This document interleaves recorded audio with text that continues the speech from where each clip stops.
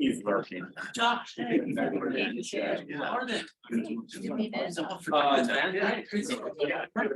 Yeah, absolutely.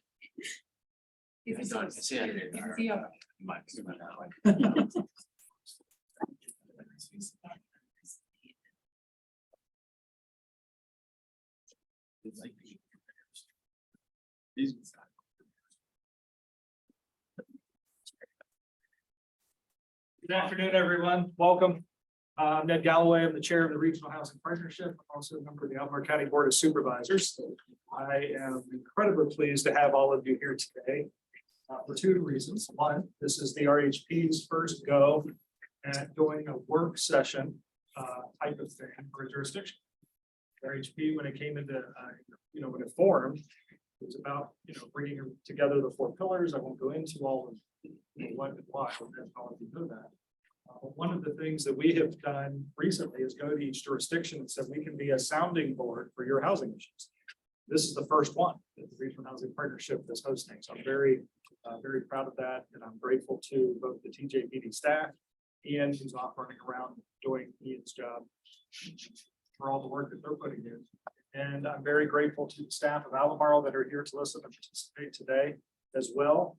And for them being very confident to push the issue over to the RHP to have a work session. So really, staff and folks that you see are here to listen today, while those, their topics specifically we're talking. The second reason, as I'm sure Supervisor Malik, who's here to listen in today, would agree with, is Albemarle is thrilled to have the access to the partnership and is grateful to the partnership for taking the issue on.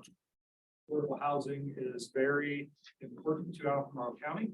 And housing Albemarle, which we voted on, it's important for us to get that policy moving, so implementing the actions that are in it.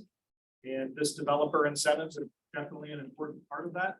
So much so that we've put some things on hold until we get this conversation finished. So it's taken some time, and I'm grateful all the time and effort that has been put into it. And while today we may not come up with a solution, but really it's about the dialogue and the discussion we're going to have. So everything's on the table, right? If it's legal, they'll tell us. If it's not possible, someone will tell us. But today is about being free to share ideas, have some good dialogue and conversation that the Vice Chair Keith Smith is going to lead us through. And at the end of the day, what's the goal? The goal, when all of this is said and done in Albemarle, we have public goals and public priorities for our jurisdiction. The private sector has private goals for their organizations, and the nonprofits have their goals. And we have to, and all of it at the end of the day is about producing housing. And we have to figure out how to make all of our goals achievable, but align with the policy direction that the public sector is interested in. And I think we can do that. And I think with good conversation today, we're going to be able to put the developer incentive to put something in place by the end of the year. That's my hope. And if we need a round two after today, we've got it. We've got the flexibility for that. So we don't have to solve all the issues today, but we could if you all want to. So I'm going to hand everything over to Keith. And Keith is going to be our moderator today. Lead us through. We're going to do rentals first, and then we're going to do rentals first, but and we'll have a networking session in between. So Keith. Thank you, everybody. So we don't have any mics, so everybody's got to project a little bit. Secondly, on a personal note, my hearing aids are dead, so this is going to be fun. So I'll be reading lips, and if I end up stepping over somebody, I apologize in advance. I didn't hear you speak. So we'll go ahead and have a little bit of lip reading here. So those at the end of this table, I'm going to have to lean over. So look, little housekeeping. If you need Wi-Fi, it's up on the board. We're going to break the agenda down into basically three parts. The first is going to be the focusing on rental incentives. Then we're going to do a little bit of break, a little bit of networking, and then we're going to focus on the homeownership end of it. We don't really have any prompt questions. We want to keep this more like, if those who watch the Regional Housing Partnership or the Commission, more of a round table. So jump in. My job is to moderate, make sure folks don't step on top of each other. We have some awesome staff behind us and all around that's going to be taking notes. And then more importantly, Padlet, if you guys look at your agenda, there is a website, an app that you can live text, live put in comments. I believe Ruth is going to keep an eye on it for me. And if we jump in with any comments on it. But we're going to start off, I think, with Stacy. Hey, so Stacy is going to kind of give us an update of how we got here and why we're here, and we'll jump in after that. Yeah, can everybody hear me? Do I need a microphone? Awesome. I am Stacy Pepe. I'm the Assistant Director of Housing for Albemarle County, and I've been working with many of you on developer incentives for about 2 years now. We really started with the adoption of the housing policy in July of 2021, and there were certain aspects of that that the board chose to delay implementation of until there were incentives together to help developers meet the goals of the housing policy. So I had a series of meetings between June of 2021 and December of 2021, gathered a bunch of information. And staff put together a proposal for an optional affordable housing overlay that would apply to the county's development areas. And if developers chose to work underneath that optional overlay, then they could bypass the rezoning process. They would need to include 20% of the units as affordable housing. And there were a number of incentives that were included in that package that they could use to meet that goal. And those included an increase in density, developer fee waivers, minimum parking requirements were reduced, and some flexibility in design standards. That was pretty well supported from the development community. The board had some issues with some aspects of that, so we put that one aside. The next real big incentive package that came forward was for our affordable rental housing grant program. And that would really provide property tax rebates over a number of years to support the construction and long-term maintenance of affordable housing. That has some problems behind it. It was really a draft that went forward, so we're glad we got some feedback on that. But that really brings us to where we are today. And we really do want to work together with all of you to figure out what we can do to help you meet the policy goals that the board adopted back in July of 2021. And really the big issues are including 20% of all units as affordable housing. Rental units would be targeted towards families with incomes of 60% AMI or less. Affordable housing that's for sale would really target families at 80% area median income or less. And keep in mind, those have now gone up this year. So our median income is now $123,300 per household. And those will be adjusted for household size. Really focusing in on affordability levels, pricing for those units that met those income guidelines, as well as extending the affordability periods of affordable units. So right now, those periods range from 10 years for rental housing down to the first sale for any affordable for sale units. So what that's resulted in is the county is constantly chasing affordable units. And it gets hard for us to build a good stock of affordable units and serve the families in the county. I think that's my wrap up. Did I meet my 5 minutes? With 5 minutes to spare. Awesome. So you're doing great. So we're going to kick off here on the rental side of it. But I think it is important for everybody to know who's in the room.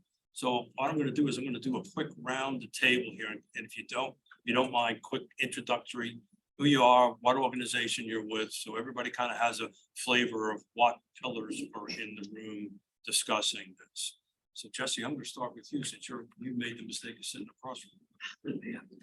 Jesse Rutherford, Chairman of the Nelson County Board of Supervisors, also do a little bit of property management and development. I'm Woody Fincham. I'm a real estate appraiser here locally with Fincham and Associates. Christopher Bremmett, Bramante Homes. We're a small volume custom home builder. William Park, Pinnacle Construction Development Corporation. Neil Williamson, Free Enterprise Forum, pro-business nonprofit. Megan Nadasta with the law firm Williams Mullen. I'm a land use planner. Keith Lancaster with Southern Development. Good afternoon, Fred Missile, UDA Foundation. I'm also serve as the planning commissioner for the Scottsville district. Kelsey Schlein, I'm a planner with Schimpf Engineering. We're a civil engineering and land planning firm. Laura Vaden, land acquisition manager for Stanley Martin Homes. Colette Sheehy, I'm the Senior Vice President for Operations and State Government Relations with the University of Virginia. Michael Eaton, I'm the Director of Real Estate Development for Piedmont Housing. Zach Zingsheim, Associate Vice President for Stony Plain Development Group. Josh Batter, here in my capacity as treasurer of the Piedmont Community Land Trust. Christine Jacobs, Executive Director of Thomas Jefferson County. Who wants to kick off first? Who wants to talk rental incentives? I see William sitting across from me. You want to kick off? What do you think we need to be working on? I guess I don't have any choice now. No, you don't. I kind of did that on purpose. One of the comments I want to make to begin with, I guess, since you put me on the spot is how do you begin with the end in mind? So one of the concerns I see as someone who does affordable housing is how is the county going to handle compliance? Right? I mean, if we're going to create all these units and then how do you ensure that someone is housing these people for the number of years, whatever incentive we come up with? And the concern that I see is what we don't want to do is create a whole nother bureaucracy where, quite frankly, you're not helping anything out because you've increased the cost again for us to try to keep up with what's going on. Another thing I think is important is how do we ensure that if we provide this affordable housing, that it actually is benefiting those people that live in the county? If the county is spending this money or giving real estate incentives, how do we make sure that, for example, the city's doing their part?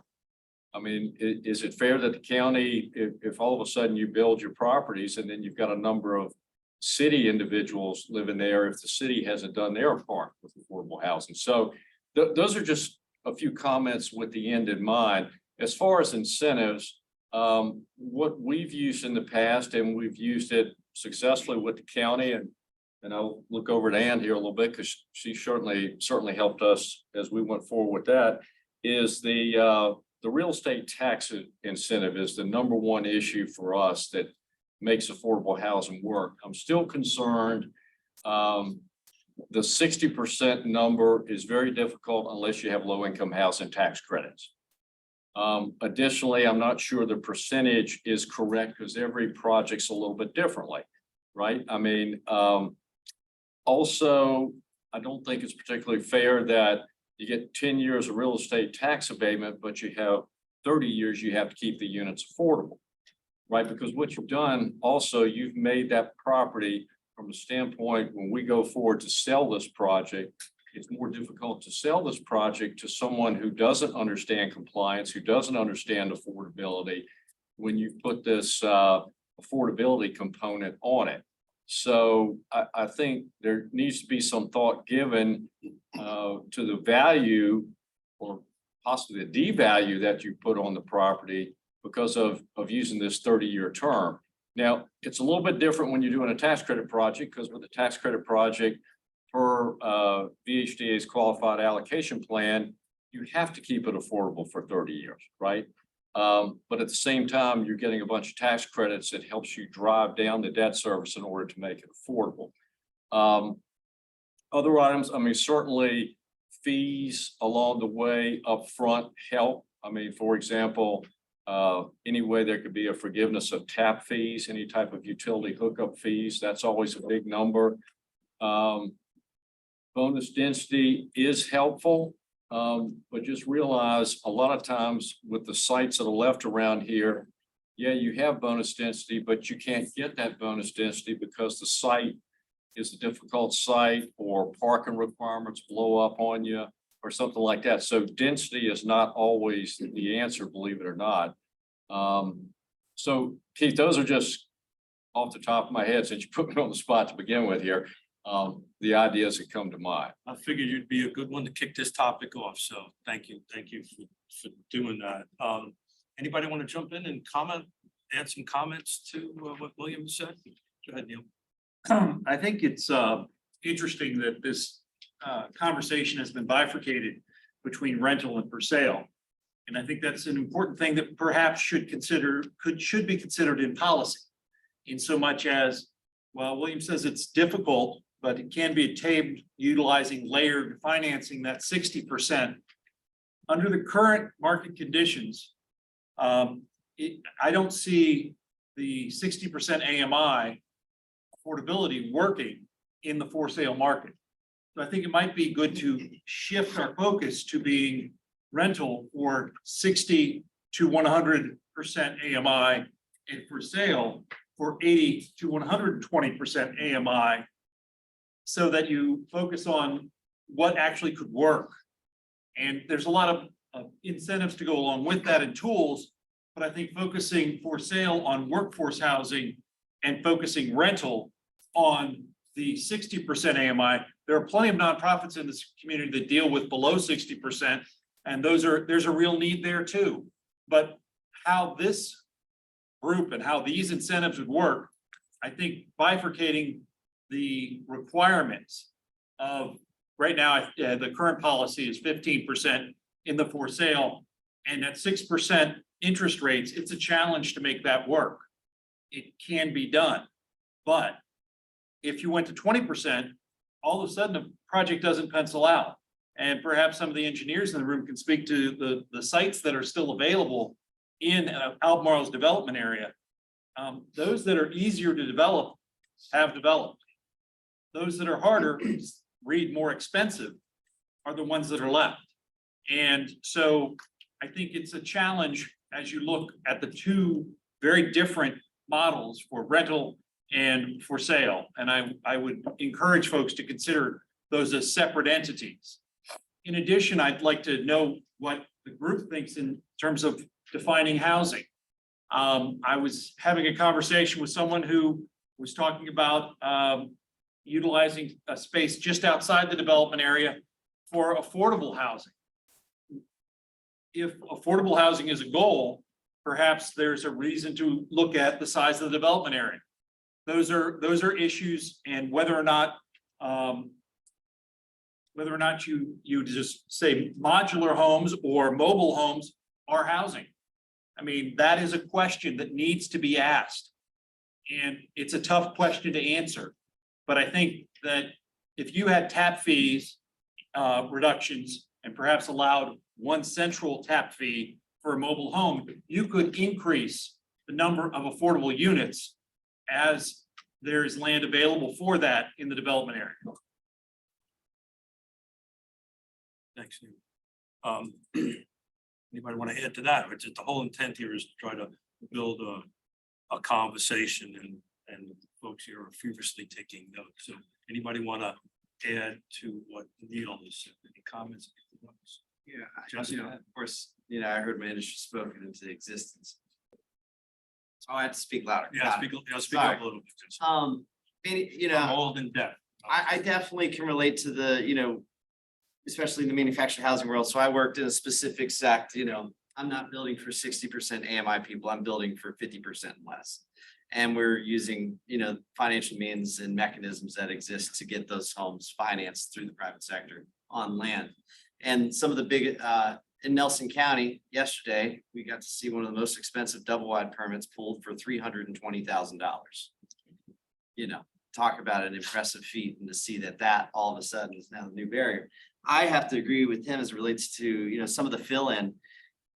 Manufactured housing is definitely a huge part of the conversation as you fill in gaps of certain plots of land. You have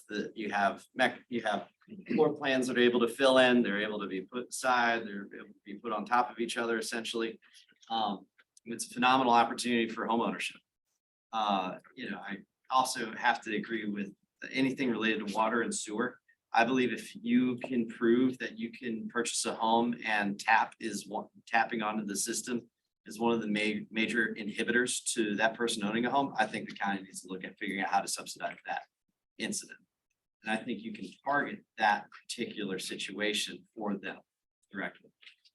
And then developers can use their incentives to proffer their way to success for the rest of the part of their development.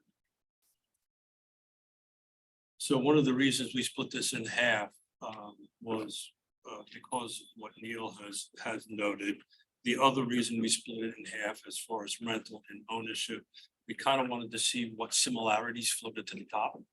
Right, and so those might be the quote unquote, low hanging fruit that we can easily start looking at, and then taking a look at some different incentives. So again, I'm making some notes here, but I think I'll jump in a little bit later. Anybody want to add anything more to the conversation?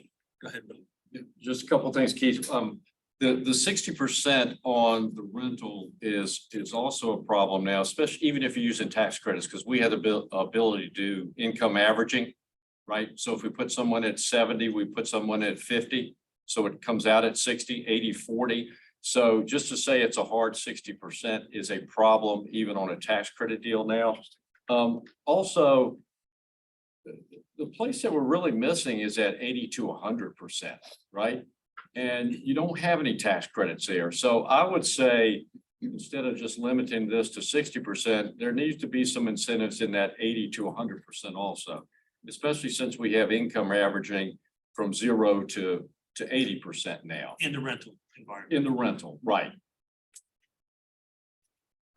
And lastly, I don't know if we're getting into that today. It doesn't sound like we are, but Stacy, I know we've talked about it some in the past. It seems like to me there needs to be more of a quantitative or empirical approach to this, where you take a 100-unit complex, right? And you can go through various scenarios. I mean, it's just arithmetic, and figure out what works and doesn't work. I mean, because at the end of the day, if we can't finance the project, there is no affordable housing, right? So I think more work needs to be done on that side of it, where we're looking at true examples to test out whatever incentives that are being thrown around. Well, it all sounds great, but if you can't get a loan for build these projects, it doesn't matter at the end of the day. So Glad you brought that up, William. So we have, I think, representation of all the 4 pillars at the table. So for those who are not familiar with that, it's public, nonprofits, for-profits, and then the folks who we serve. So mostly focusing on the 3 pillars here. For those who do not understand the finance, please don't give us a PhD lesson on financing, but for those in the room who do not quite understand the economics of putting a project together, high level, how can the incentives potentially help them? Does that make sense? It'd be real good for folks to understand back of the napkin what it takes to put the numbers together on the project. yeah, okay. So Now, you've got the somebody debt raise side, their the hand. equity side, right? I mean, you've got debt and equity side to each deal. Debt's your loan, equity is how much money you're putting in. And when you're going 60%, or let's say 80% or less, then we have tax credits that we can apply for, right? That doesn't mean you're going to get them just because you apply for tax credits, because it's a very, very competitive process. And there are a number of things in that competitive process with VHDA that the county can assist with. And as you said, Keith, we could spend all day talking about that. But those are your 2 components. And with the tax credit side, if you're able to put more equity in the deal, you have less debt, so you're able to have lower rents to service the debt. It's really that simple. When you get above this 80%, you don't have tax credits anymore. So really, the one area that the county can help on is once you get there and you're doing your underwriting, you have income and you have expenses. Well, what's the one expense the county can help with? It's real estate taxes, right?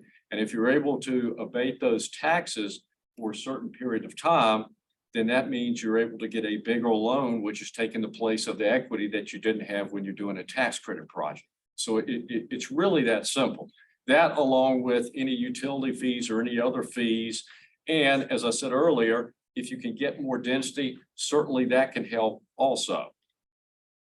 Anybody else want to add to this topic? Those are in the space. Excuse me. So for the public that's outside of this table, there is an app. Sorry. I didn't realize, I showed up late, I didn't realize. Got it. I was an invited attendee, I guess. So to make it helpful for a guy who's a little slow, Sure. let's go get your name tag Okay. over there, and then I can know who I'm addressing, and then we'll take it there. So while he's getting his name tag, anybody want to add to? I want to reiterate what Neil was saying. Affordability is much more achievable with projects versus ownership. And we have our vision both of these, selling lots to developers as well as owning apartments. And I would just encourage you, I think from a single family standpoint, the best way to get to your goal is really to lean heavily on nonprofits in this community. There are, I mean, you're not gonna get, I don't believe you can truly get affordable single family, you know, and they're probably up to condos and townhomes, very small zero lot line houses without grants and without nonprofits taking, you know, whether it's land that's given to a land trust or a habitat building. Those are the real ways that you can have single family that is long-term versus us as a developer or builder, putting something on the market and then having to, you know, I guess, hand over to the county or somebody the requirement to track, you know, when it's sold 5 years from now, is the affordability held and blah, blah, blah. It's just another layer of bureaucracy when you've already got nonprofits that are doing that work and they just need more funding help from the community. Thank you. From a department standpoint, I mean, I think Mr. Park's probably the best to speak on that. He's doing the youngins work in this community in general. So David, if you don't mind introducing who you are and where you're from, for those who, if you wish to speak, if you were not part of the introduction, if you could just introduce who you are and where you're from before you make comment. David Mitchell, I actually work for Great Eastern Management. Will, I believe you're up next. If you can introduce yourself. And My name is Will Gordon. I'm a principal with GW Real Estate Partners. We're a vertically integrated developer and general contractor for market rate apartments throughout the Southeast and Mid-Atlantic. And we're pretty active in Charlottesville. We are working with David right now on the project at North Point, and we've got a project on Rio Road, 250 unit project that we're actively trying to capitalize right now. And I wanted to echo what Bill Park was saying about to speak to the finance side of it. The impact to the income at the property when you implement the affordability aspects to it, just simply speaking, impacts the returns that the project can generate. And the issue at play there is that project like the size projects that we're working on in this market are not projects that we are capitalizing with our own internal capital. We are relying on outside funds, typically pension funds and endowments that are investing with another fund that is then investing in the project. And they have certain return requirements that they have to meet in order to invest in the project. And it varies across markets. And in a market like Charlottesville, which is a smaller metropolitan area, they typically want a higher return because they perceive we don't perceive this because we all live here and we know how vibrant this community is, but they perceive this market to be more of a risk for a number of factors. And so the issue is that if you can't hit that return threshold, they simply skip this market in favor of another market or a larger market. You know, and a lot of these groups are investing nationally. And so the reality from our perspective is that, you know, we're happy to provide the units. We'd like to provide the units, but if it's mandated in a certain way that it impacts what the performance of the property can provide to the investors that are actually, you know, the final catalyst in making it happen, it just doesn't. Thank you, Will. Go ahead. Just one last comment till I make the next comment. The other issue on the real estate abatement too, think about it, you're sitting down, you're working with the underwriter, trying to get it financed. And okay, you've got 10-year real estate abatement, but now you're going for a 30-year loan. So the first question they ask is, well, what happens in year 11? And then you stress your pro forma and you look at all of a sudden this goes from 0 to 100% or whatever in year 11, and the deal doesn't work. So that's what I was saying earlier, that whatever your affordability time period is, the abatement needs to match with it, and it pretty much will match with what the loan is also in order to underwrite. So if I'm hearing you correctly, you're saying an incentive would be to match your loan, not the loan is 10 years, 20 years. We'll match whatever the incentive time is. Can I ask a question? Dan Rosenzweig with Habitat for Humanity of Greater Charlotte. I'm just a little confused, but isn't the 10-year tax rebate, the TIF, doesn't that come into the project as equity? It's essentially. No, because still, so when you get to year 11, though, you still have that expenses put back on there. On the cash flow side, but. Yeah, that's right, at the which front end affects of the your deal, loan. You've got more equity, you've got that, you can bank that amount of equity. If you can refinance, but you don't know what the interest rate's gonna be either. I'm just saying Dan, that's what you have to deal with when you're working the underwrite.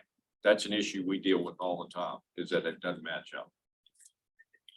I'd also add, there's a different investors have different time horizons and projects. So there's a complicating factor here.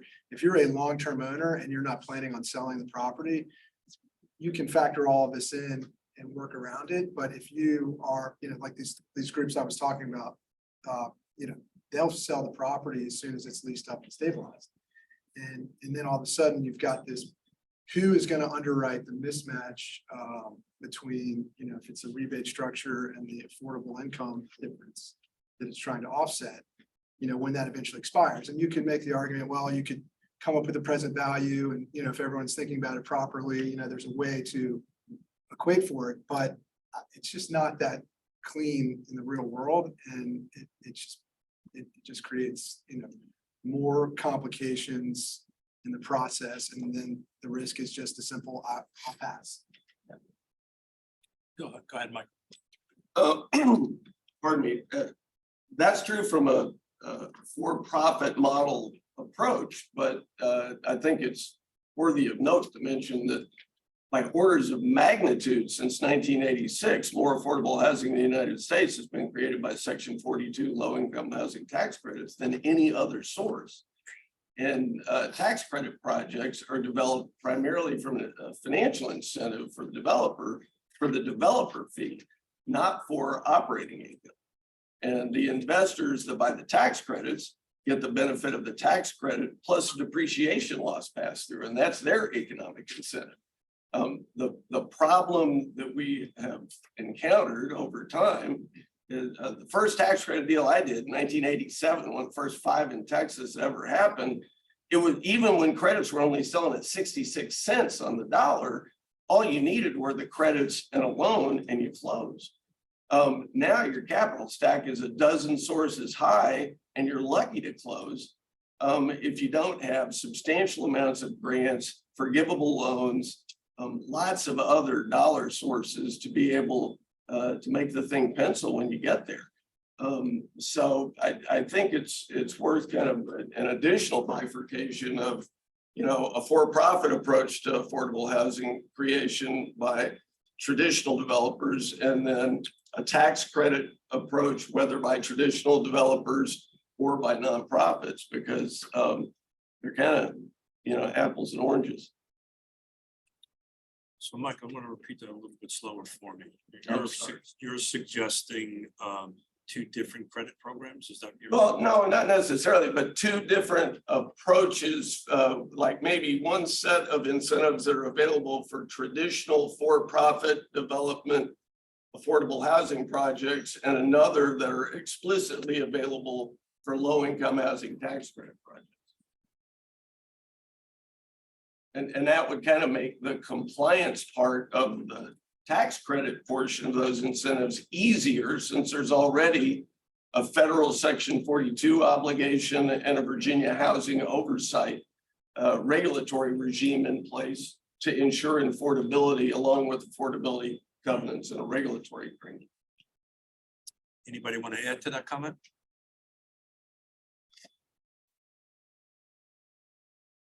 Not to that specifically, but back to Bill and Will, from Stony Point's perspective, from our perspective, echo virtually everything that's been said and stated. From our standpoint, the cleanest, the best, the most efficient way to align incentives and get execution done from the capitalization piece all the way through the execution, delivery, and implementation of the business plan is on the real estate tax abatement side, beginning with the commensurate lifespan of the the between the abatement to the actual affordability lifespan. Will in particular, speaking to the capitalization piece, the type of investors, the language they speak, how they look at these projects. The other what they're used to in the municipalities that they invest in from a development standpoint, they're very familiar with these sort of life cycles of the abatement being tied to the amount of the affordability lifespan. And as the developer, from our standpoint, you know, we're happy and obviously want to build more housing leads to more supply, and then that ultimately helps out, you know, solve this issue. In order to get it done and across the finish line, we're happy to be the conduit. You know, we're the developer to ultimately execute the business plan and to deliver these units. That's our expertise. But we see the real estate tax abatement as being the best aligning of incentives and the cost sharing to delivery of projects, which would actually, you know, obviously enhance the underlying real estate assessed value and more property tax revenue coming in for the county ultimately. But that's how we see the best incentive shared model between the developer on the private side and public sector on the county side. But echo largely all the specifics that Bill and Will cited specifically. Thank you. Anybody else want to jump in? Just one other point, there's been a lot of talk about the density bonuses and whatnot, and I just wanted to bring up for the group just the point or an understanding that you think of the different forms of higher density apartment housing, you know, we call it product type or construction type. And you sort of tier up in cost as you tier up in density.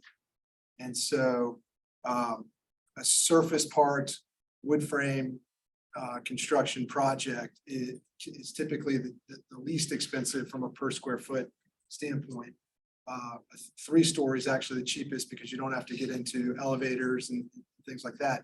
And then when you kick up to the next level, you start getting into structured parking with concrete, or you start getting into podium, which is like a 1-story concrete parking deck that you can park under, and into all the way up to high rises where you're using steel.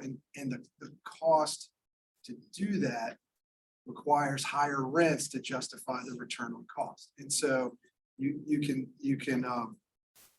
in some ways think that by saying, oh, well, you can use all this density in order to, help offset, the affordability piece, but it effectively it's creating an impact to the project where the market doesn't support the rents necessary to build that product, which is why you don't see high rise, apartments in Charlottesville yet. I mean, there's some cases where it's starting to happen, but it's kind of a reality of the construction side. Cost of business. I mean, there's a reason there's so many car departments. It's the sweet spot of the cost versus, and not just the density issue when you go above 5 floors and you get in. Talking about, remember what we talked about earlier, somebody mentioned all the land isn't available that you say on the site. I mean, we've got there's 48 acres that's unbuilt out of 240 some odd acres because of environmental streams, wetlands, the usual stuff. I mean, we live in the Piedmont, it's not Virginia Beach. It's not all used. So the density, it's great to say it, but it's cheap. Anybody want to add to density conversation? Keith, I just to be very clear with everyone in the room, we only do for sale. So I'm kind of maybe speaking out of turn. I just want to try to participate because I do see a lot of similarities in kind of the dumbed down version of cost versus what we can put on the market. I don't think that matters if it's for sale or for rent. If it's costing you X amount to build it, you have to, make that up on the retail side. One thing that we have found in other counties, I also do the acquisition for our company, Richmond, surrounding areas, all through Charlottesville. So just something I see collectively working through zoning cases across the board. We've had other sites in counties where we try to pick out these more infill sites. So you can grasp that density, and maybe they're old malls, they're old strip malls, they were originally commercial, and we've had a little bit of success. Now, I'm not saying our for sale product would classify as affordable in this way, but we were able to get tap fee credits from the county But we were also able to get demolition credits from the county. So if it was an existing site of an old mall or an old strip mall, they no longer have, you know, their major tenant in place, and they're half empty and it's a lot more run down. We're able to get help from the county on also the demolition, which does help, along again with other credits. And then the other factor that I think is kind of being hinted on, and I'm sure maybe it's a bigger conversation on the second half of the for sale, you know, forum, is this definition of like quality. And we want to offer like a quality product. And it's kind of, someone said this to me the other day and it made a lot of sense. Like we keep trying to like one up every project, every development, like quality, like at some point, someone just wants to get home ownership and like, they don't care if their house is vinyl siding or it's hardy plank. They just want to be able to afford a home. But like the past, again, not in this county, but in the past 3 zoning cases, I've had, it has to be hardy plank siding. You can't have a minimum square footage of less than 1,500 square feet. It has to be 35% brick. It has to have dormers. And yes, that enhances like the appearance and we like the way that that looks, but I can no longer offer that for a first-time home buyer, not much less an affordable home buyer. And so we constantly, I feel like, have this back and forth with, again, just not pinpointing the specific, you know, county, but I see it across the board where we have these conversations, but then I continue to see hardy plank as a required proper material. I can't retail on the back end, you know, a more affordable product when I'm continuing to be hit with construction costs on proffered materials, because that hardy plank makes it a more quality home. A quality home can still have vinyl siding. A quality home doesn't have to have 35% brick and stone. So on, like you can, you know, irrigation, or, you know, I've had that in other counties as a requirement. So all of these little things do add up to help us be able to build at an affordable cost that we can offer an affordable products to the market. Sure. So I'm going to comment on that and a couple of other things as well. I do agree that the best intentions of design standards and other standards, environmental standards, for example, tend to stack up and create tension with affordability. And so I would encourage that. I was looking through the sample policies from other municipalities in the state, and I hit upon, I think it was Loudon's, where they had a very, very prescriptive design pattern book for ADUs. And I would encourage the county, and whatever the final policy is to kind of stay away from that. Because in the tax credit regime, for example, you already get points for that. But when you try to then parse out what you get points for in a LIHTC application versus what is also required in the county, you probably overbuild, or you've come up with conflicting design standards that can't be rectified. So I would agree with that to a point, and say that the county should really sort of focus on incentives and be a little careful about prescriptions for design, with some exceptions. I mean, I think in a mixed income development, for example, the outer shell should look roughly the same to eliminate stigma. But I've seen policies in other municipalities where they've talked about you can't have a difference in countertop, and that's kind of insane. You had asked, the original question was about density, and I should start out by saying I think this framework is actually really good. It's a great start, and I think that there's some tweaking that we can do to give it the kind of fuel it needs to actually produce units. One thing is, I looked at the density bonus description. I know that there's often a conflict in interpretation between the zoning code's allowable density and the comprehensive plan density. And in this case, it says the comp plan density presides. The comp plan density is dense and sometimes hard to interpret, and you often get conflict between what the county interprets as the allowable density and what the applicant does. If the purpose of this is affordable housing, you should give the density bonus at the highest level between two. The highest level, the highest density should preside, not the comprehensive plan density. The last thing I was saying, I'm sorry I came in late. I don't often break the Walmart line during the course of the days. But I don't know whether you've asked a general question, but the one thing that I think is the sort of poison. This is an open forum. Okay, the one thing that I think is the poison pill in here is if I'm interpreting this correctly, is the 1% cap on annual taxes that feeds this fund. That's not gonna that's not gonna produce enough units. That's simply gonna be restrictive. You may be able to fund one project at a time, but we have an enormous deficit of affordable housing and we need to be able to fund multiple projects at a time. So I would encourage the county to look at that carefully and see the restriction. Increase in subsidies. Well, this is under fiscal approach. It says that the total aggregate amount of grant funds awarded each year will be equal to 1% of the total amount of real property taxes collected annually. I read that as across the board. So you take the counties, the sum total of county real estate taxes, and the most that can be available for this program is 1%. That to me is counterproductive to a TIF. TIF is producing more real estate taxes, so you should always make a percentage of whatever your new taxes are coming on to the tax rolls, keep capping it. In the aggregate, we're gonna put, I did some math in this when I first saw this a couple of months ago and started thinking about the different projects that were potentially in the hopper, and I couldn't see this funding more than one of those at a time. And we need to be funding them. Anytime that we're able to attract tax credits and I'm a home ownership, LIHTC's not my world, and actually I'm biased towards home ownership, but LIHTC is the program that's going to produce the most units. We really can't be capping it at a somewhat arbitrary percentage of the total.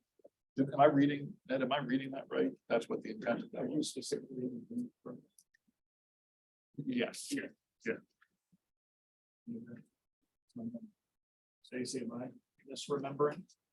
Stacy's my policy. I know, I'm sorry, I had a voucher question. What is the synopsis? The 1% cap.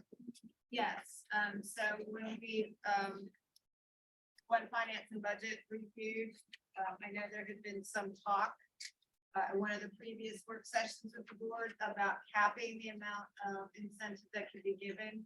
And I believe I had referenced places in Washington DC, which started at like $4 million a year and would increase that incrementally year on year. And then Montgomery County, Maryland also caps theirs with some really huge amount, like $145,000 a year, $1 million a year. So that was the cap that was chosen by the budget office. So is that for to fund the TIF? So I think where Dan was getting at, if I heard you right, you've got a piece of land, say worth $1 million. The county's getting $1 million in tax. It's being taxed at whatever the rate is, $1 million. And then you add $50 million worth of buildings on top of it. You're increasing the tax revenue.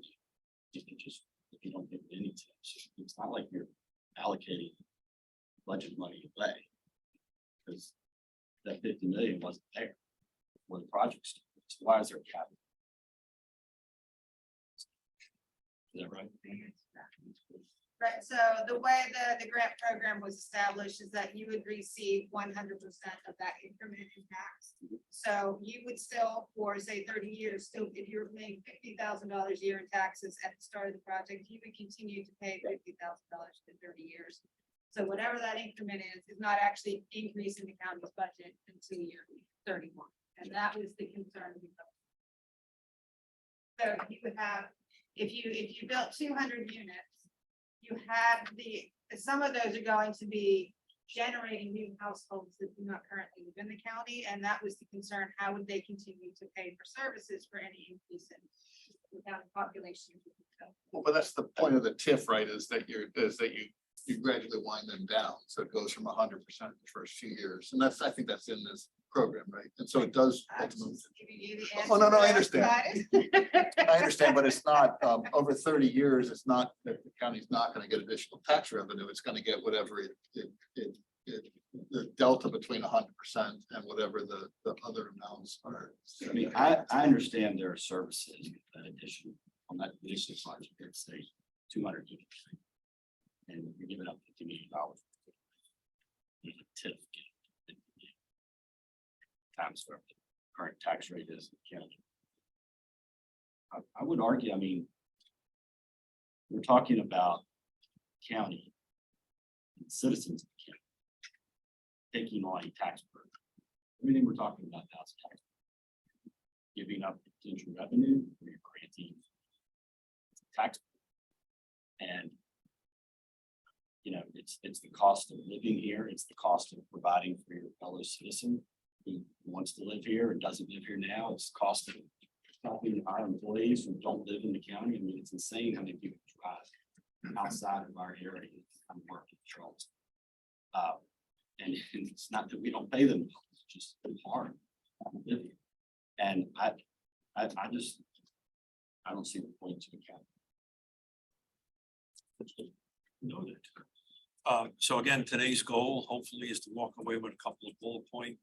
Like I'm saying, it's just, if you meet whatever criteria that the county set, for performance criteria for the project, you should get, whether it's a grant or a TIF, whatever other type of funding that's what we're talking about, the county can provide. So what I'm hearing and reading is abatement should last the length of the affordability. Bonus density is not necessarily the silver bullet.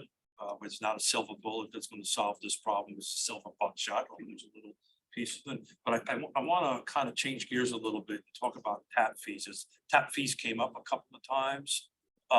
Let's, for those in the room that understand tap fees and the impacts on the project and how potential incentives could be helpful. So we're going to chime in and talk about tap fees. I mean, for an apartment, it's like $7 grand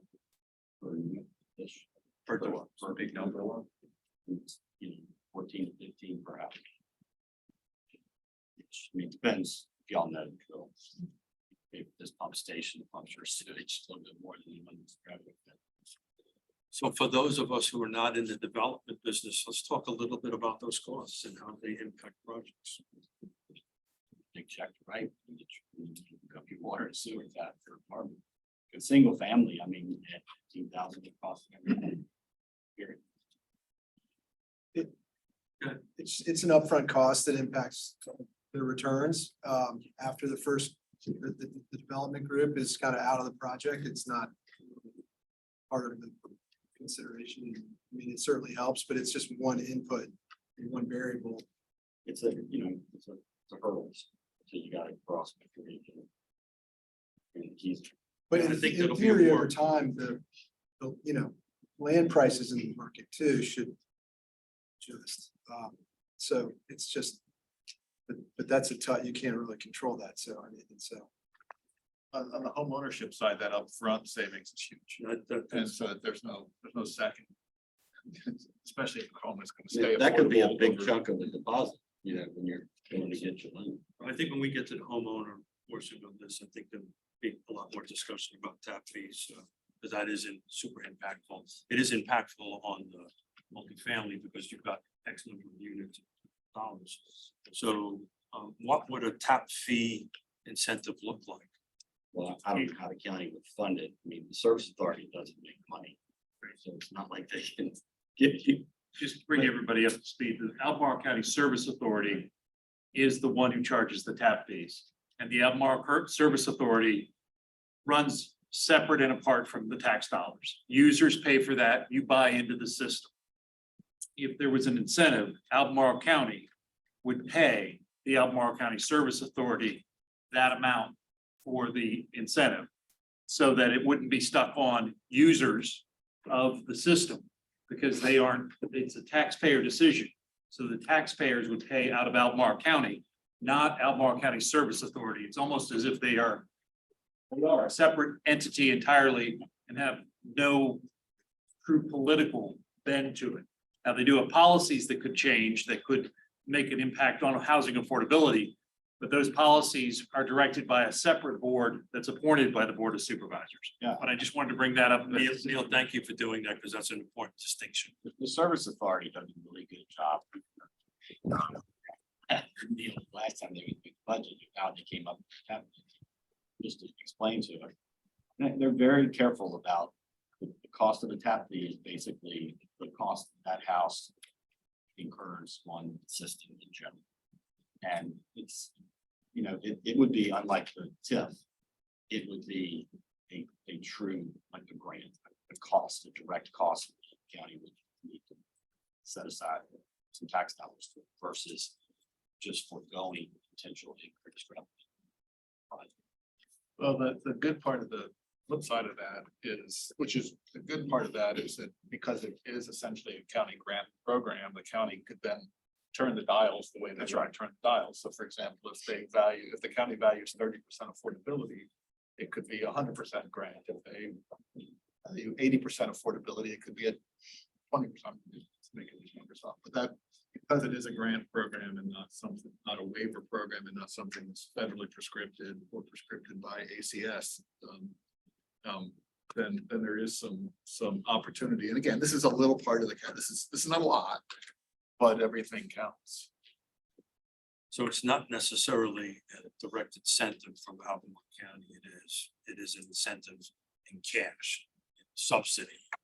To pay that off, as Neil pointed out, Albemarle County Board of Supervisors really don't have direct control over the services. And thank you for pointing that out, Neil. It's a very important distinction. Anybody want to add a little bit more to the tap fee conversation?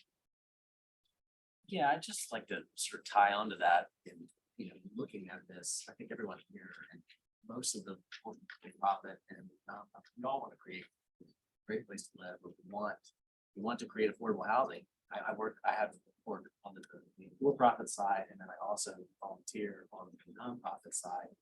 And, you know, on the for-profit side, to get stuff built, if we have something, if we run a really big risk, if we have something that's just, you have to do X all the time, that with debt service going up, with all these different variables that go into every project, that they people do just pass, you know. And so I think that we should, and Dan was talking about like the tap meeting, the dialing up and down. And I think it would be really useful to do some pilot project with a for-profit and a nonprofit development and really look at how we could put in these variable scales versus just it must be X at X% affordable all the time. Because development's very nuanced, sites are very nuanced. There is no one development that happens the same way. So I think it'd be really helpful to do that. So we're doing abatement, bonus density, tap fees. Looks like we've got a little bit of red tape and the green tape. Anybody want to tackle that? I heard that being discussed, the approval process. Anybody want to jump in on some potential incentives on that?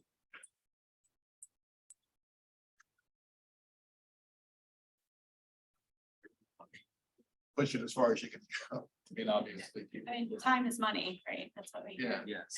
So, When you're carrying a holding piece of property, you've got a debt on it. You gotta. But on the human side, I've seen the tolls on human beings, low income folks, when projects get delayed. The things that we don't measure are the exorbitant rents that they have to then pay to unscrupulous landlords when they have to stay in their home for an extra 3 or 4 months because the project hasn't been approved or somebody can't get a building permit or a CO. I know that it's a much bigger question, and coming out of COVID, I'm completely sympathetic to the position that the county was in terms of staffing. And I know that most processes have gotten better over the last year, and so I want to commend community development for that. But I think we need to look at this not just as the pure cost to development, but the true cost of families who have to wait, because when you're on the margins, that kind of uncertainty you can't buy your way out of, and it costs people. So I would say, just in general, push it as hard as you possibly can. Let's get affordable projects to the top of the stack for all phases of the review. It doesn't mean you have to approve them right away, because some aren't approvable, some are engineered badly, etc. But get them on the top of the stack in all stages of the review process. And this is another one where you can direct dials. You could have different performance standards for different levels of affordability. Well, and this is something that's in the county's control. Yeah, I'd push back on that a little bit, Dan, just in so much as I'm a big believer in more housing everywhere for everyone. And I think that if you can move affordable projects through, you shouldn't be coming ahead of for-profit projects. All projects should move forward swiftly. And red tape for all projects should be minimized. And I think that Albemarle is looking at a number of things to do that. They have done a number of things. But prioritizing one project over another because of affordability is punishing those that are working for just for-profit housing. I'm not certain that moves forward the goal of housing. If you push someone back in order to step forward, I think we could improve the system so that everyone gets approved or denied or changed efficiently. And that's our goal, should be our goal, rather than bringing someone to the front of the stack because of where they are on affordability. I think that impact both the nonprofit and for-profit side equally. It's part of why typical new construction, a unit, 25% of it is cost of red tape. So how can we help with that? How can, from an incentive? Try not to manage every single little aspect of the project from a regular. I mean, because it's complicated and it's the design code, engineering, planning. I don't think there's a lot we do about the building code, state mandated. Frankly, every time you try to bring something up, you bring up safety or accessibility, and it's kind of hard to argue against that kind of stuff. But those things add cost to the project. I mean, houses, there's a good chunk of housing, straight up housing and construction costs increase significantly just because the building code changes in the last 2 years. I mean, somebody can write a dissertation about it. But from the county standpoint, less detail and minutia about the site plans and the planning department's review. Like to go into the code and redline about half of the word. The other thing you got to keep in mind when you say, well, we need this for this one instance that happened 5 years ago, you know, there's no such thing as a perfect plan. Don't try to get there. All you're going to do is end up with a bunch of costs and delay. I would just, and that comes to, that's a staff thing that starts, but when supervisors get it brought before them, they need to ask those hard questions like, why are we making this change? It's really move forward when it comes to expediting projects, specifically site plans and subdivision plans. And the more detailed your regulations are on the county level, the more likely you're going to have a conflict with the state federal regulation. Also have with VDOT's design standards. You know, don't try to control that. I want to piggyback on that a little bit. Maybe this brings me a little bit in alignment. I'm not sure that there's a county staffer that would object to more funds being contributed towards a bigger, more robust staff. There are more people can do, and that helps everybody. That increases total supply. One place in particular that it would be really great for the county to make investments is somebody on the regulatory side to shepherd through projects that are reliant on other people's money, outside source of funding, which is really what the county likes to do, loves to do, because it's not increasing our tax base. It's leveraging projects we have, federal and state funding.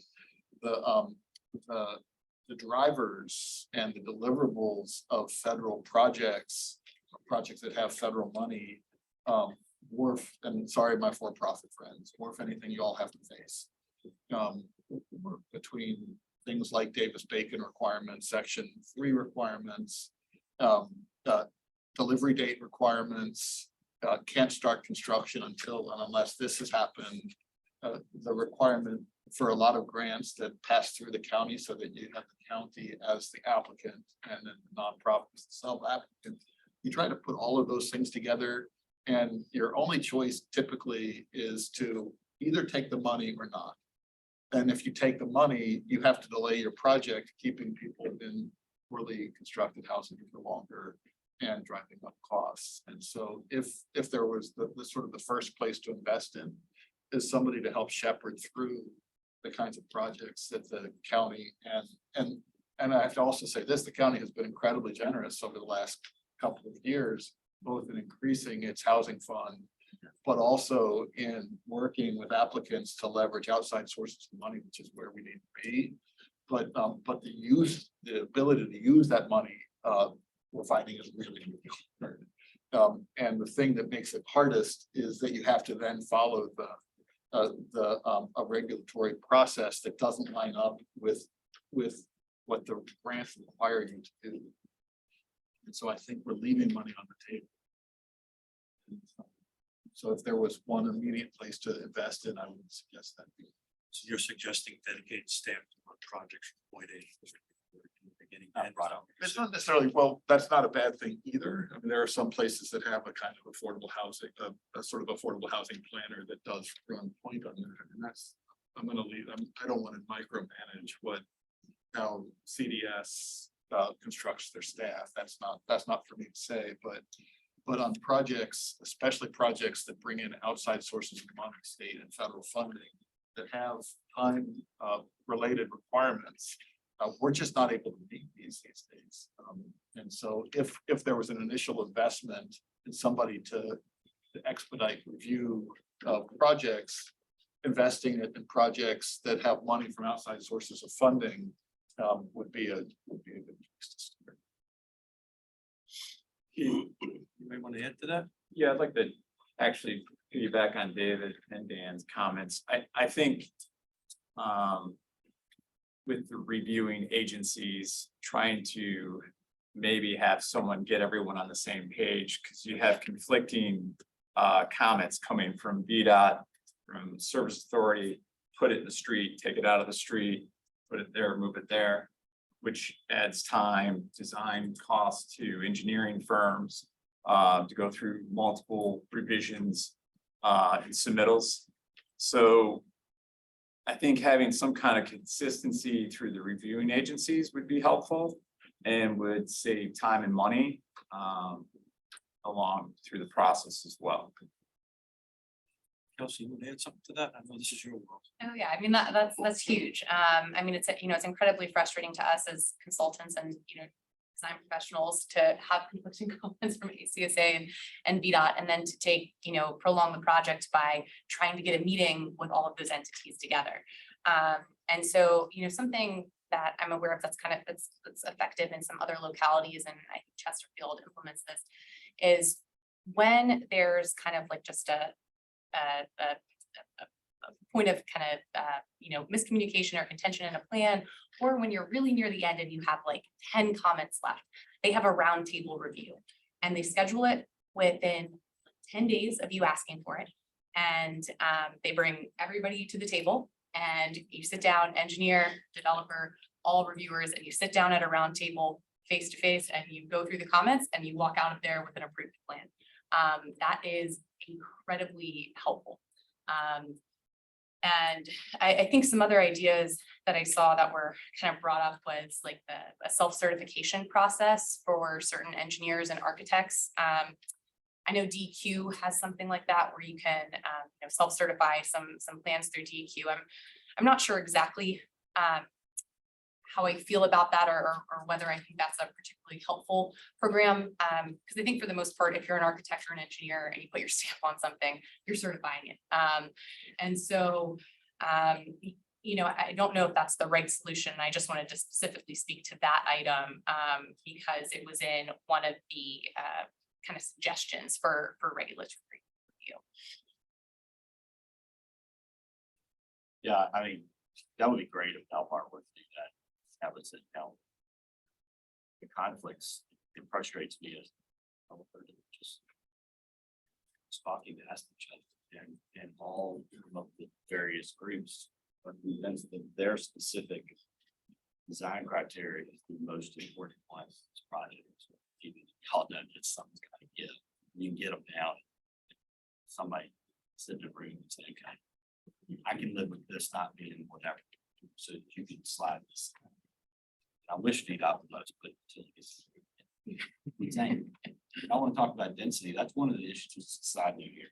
Another reason you can't get the densities that necessarily are on the colored maps is utilities. I mean, when you can't no longer put, the sewer line down the middle of the road, you have to put it off and out of the right of way.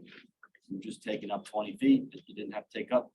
And I mean, normally that outside is for the power lines and the telephone lines to be, they only need 10 feet. So I mean,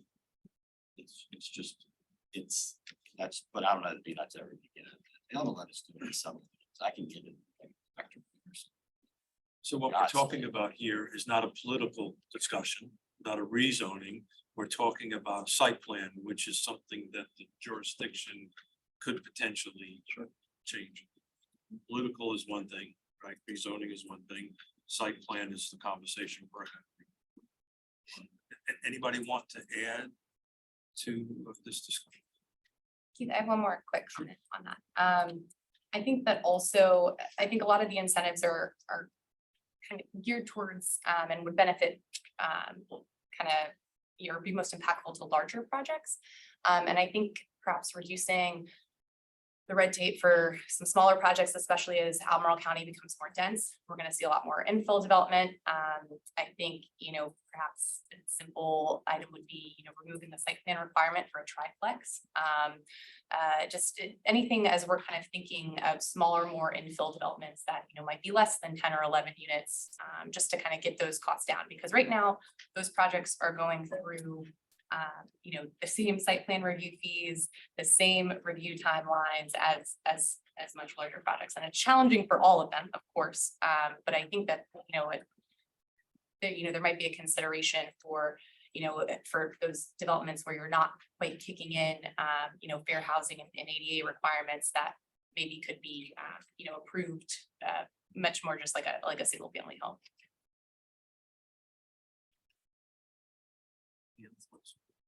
I'll just back what Kelsey said. I do a lot with Chesterfield County, and she's correct about the process with the roundtable. If they'll send an invite out to everyone on Microsoft Teams.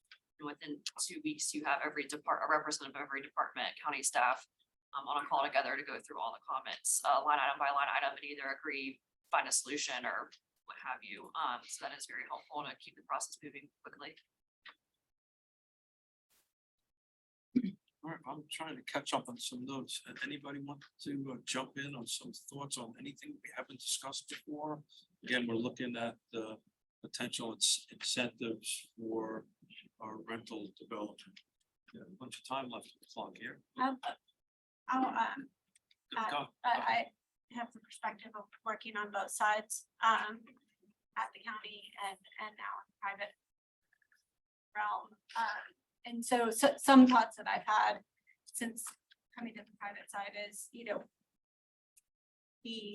was great as a county staffer to only have submittal dates on one time a month. On the private side, it's very difficult. I think being able to submit rezoning applications and special use permits on a more frequent basis would be helpful. Some of the internal deadlines that I know county staff has and the number of people who have to look at things could be reduced, which also adds time to getting on an agenda for a planning commission or board meeting. And just, I think the staff, what I've witnessed is the staff reduction, moving to different projects within the department and not on development review. So that could be improved as well to help turn around reviews and move projects quicker. Hey, Jesse. One thing I wanted to bring up that was mentioned earlier, I guess you, Laura, who mentioned hardy board versus vinyl siding. When you look at rental properties, I'm going to mention this again when we get into the homeowner aspect. Rental properties, you also have to look at the maintenance costs, especially in 10 years. Like something magical happens with a long-term rental in 10 years, mechanical systems begin failing or need replacement or need very large maintenance. So, we can figure out that first 10 years of affordability, and 10 years after that, hardy board needs to be caulked and putty. If you got, depending on what kind of roofing system you have, there might be maintenance there as well when you're exiting the standard asphalt system.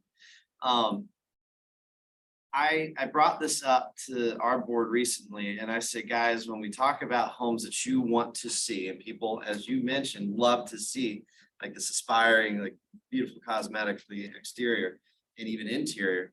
I always say an average person needs, I said that will this maintenance be an average, affordable to an average person's maintenance. When you start adding in those upper scale kind of requirements, next thing you know, you have maintenance costs that only, median income can afford to do. And that's gonna also plays a role with new construction. I tell my clients that all the time. This is gonna cost you about 10 years to repair, replace, or fix X amount. And same thing with it relates us to IRC code. When IRC changes and creates more energy efficient mechanisms like going to 15 SEER heat pumps, before you know it, things are costing $2,000 and you lost 2 more years of life expectancy of that system. So before you know it, you're looking at housing inventory that's old and depreciated, 20 years before it should be. One other idea that has come up in discussions with some folks that I've been talking to with regard to financing, and I'd be interested in William and Will's take on this, as well as just the idea of Albemarle working with Virginia Housing to buy down the interest rate on a project. It would seem as though that would be an incentive that would put Albemarle leveraging funds and would assist in reducing the cost of the project. And it would be tied to the performance agreement within the synthetic TIF. But it adds moving parts. To Dan's point, it adds complexity. But a deal can be done at 4% if you buy down those 2 points that can't be done at 6%.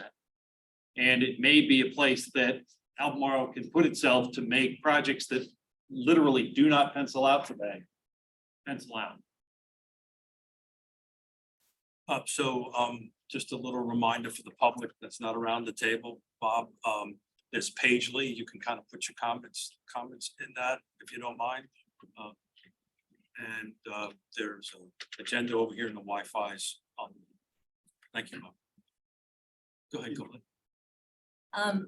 So I have like probably a totally infeasible concept and crazy idea, but you need to know that I know about like this much about this topic. But given the affluence in Albemarle County, have we ever considered really leveraging the philanthropic bent of many people who live in the county?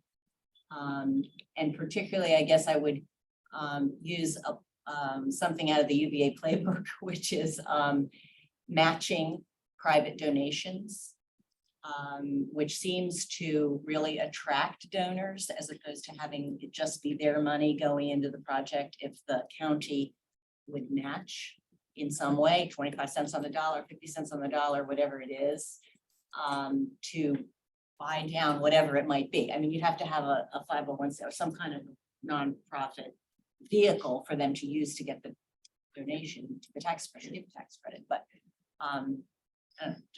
I mean, I know there are people in the community who care about affordable housing. So thank you, Colette. I happen to be the chair of the Land Trust, but I'm not here in this, that respect. Does anybody else want to chime in? I know maybe Dan or Josh on this concept.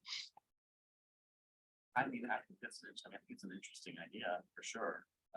There is a lot of people that want to help, and they are. I mean, through Habitat, Land Trust, PHA, there are options. And maybe if it was coupled with the county, maybe there would be a increase in. I do not.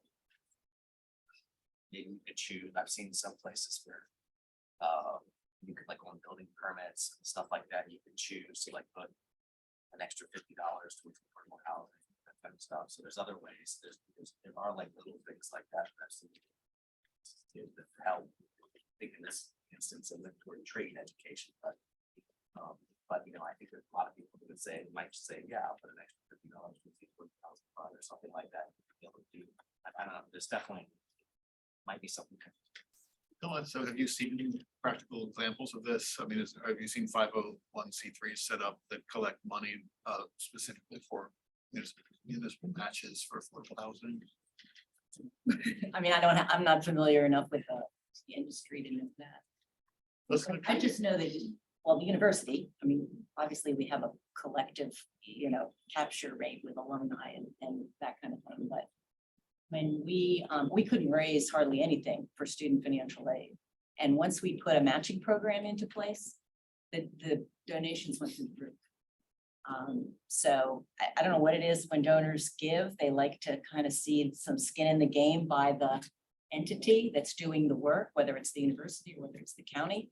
It really seems to be more attractive.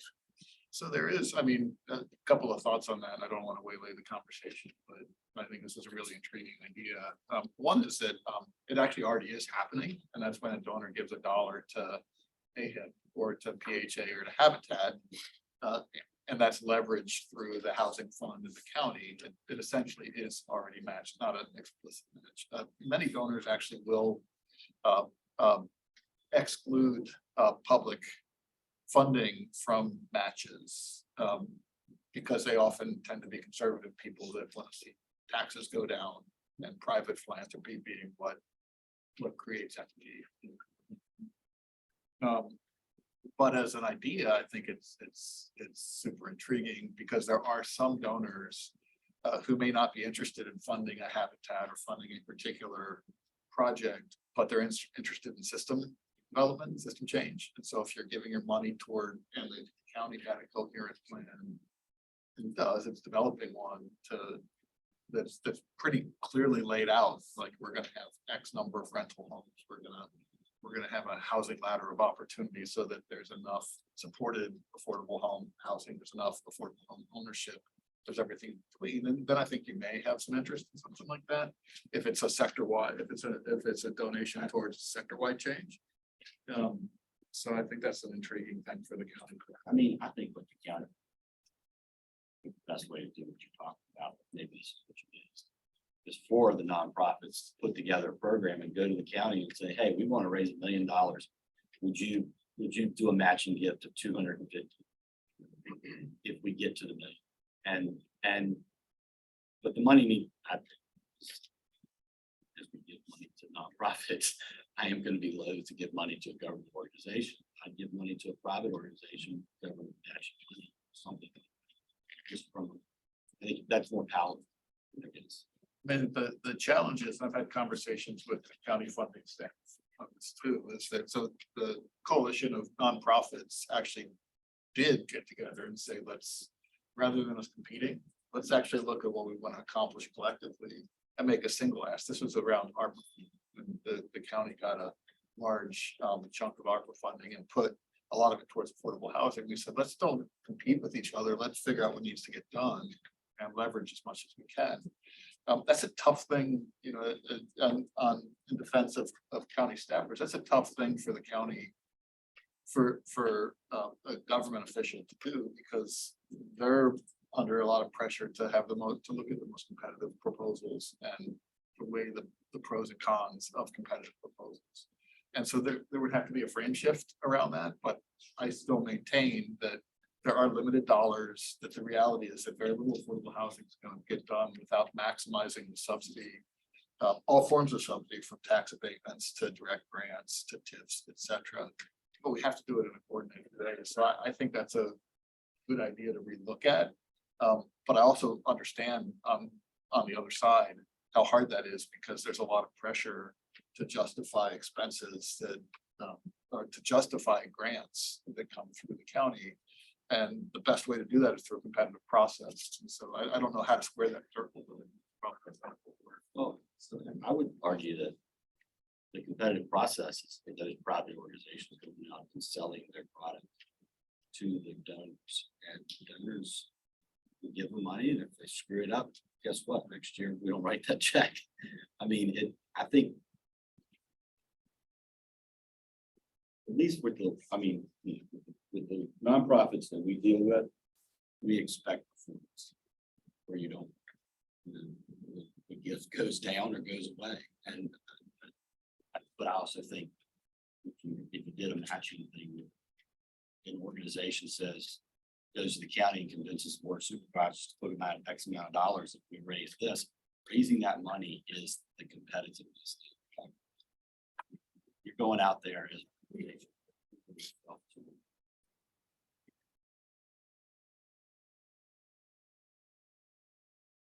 Any other thoughts on that topic? Thank you, Colette, for throwing that. So the question is the county's perceptive to. I see this Charlottesville does a whole grant budget, where they go through budget, X amount of dollars to give out to various provinces. County. So just to put it out there, just a second, William, just to put it out there, the Planning District Commission does have a 501c3 that potentially. I'm speaking a little bit out of turn, but as staff is hitting me in the back on it, but we do have a nonprofit corporation. They may have to help. Go ahead. I want to pivot back to Neil's comment on possibly setting up a revolving loan program.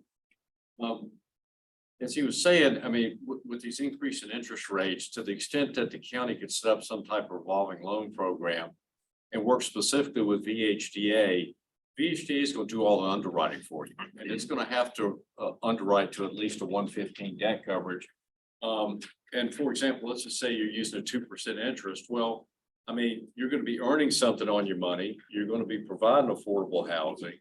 And at the same time, if you're doing a tax credit project and you're applying for tax credits, you'll get some benefits in your application process because of the local funds that are being put in the deal.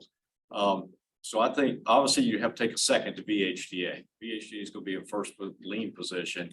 But at the end of the day, I think that's a good way for the county. As I said earlier, you got the debt side and the equity side, and that debt side could really help write the interest rate down, and it wouldn't take a lot of work because you could piggyback on all the underwriting that VHDA does and use their expertise. Thank you, William. Anybody else want to add into it? We're roughly at 2:30. We're going to run this to 3 o'clock, so we've got about half an hour. I mean, I just say that would be, I think that'd be a really attractive incentive. If you have a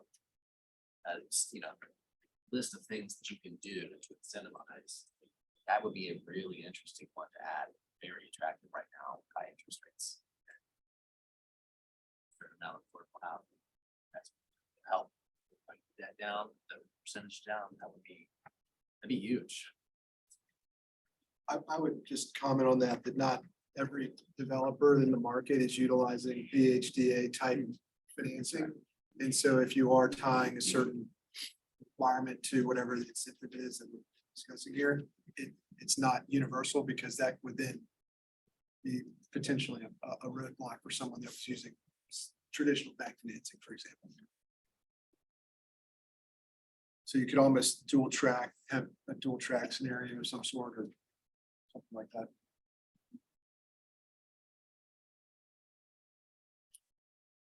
Anybody else chime in? Go ahead.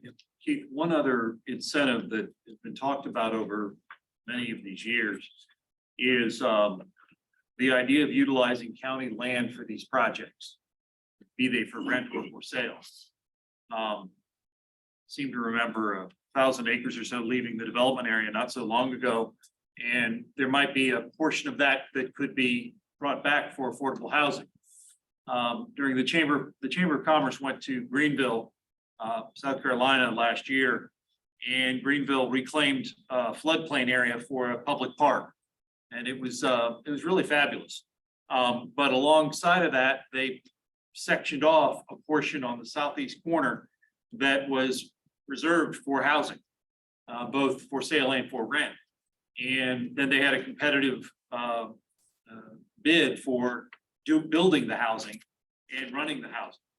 It would seem as though if Albemarle has surplus land somewhere, or could develop surplus land somewhere, and could utilize it for housing, that might be an incentive that could be helpful.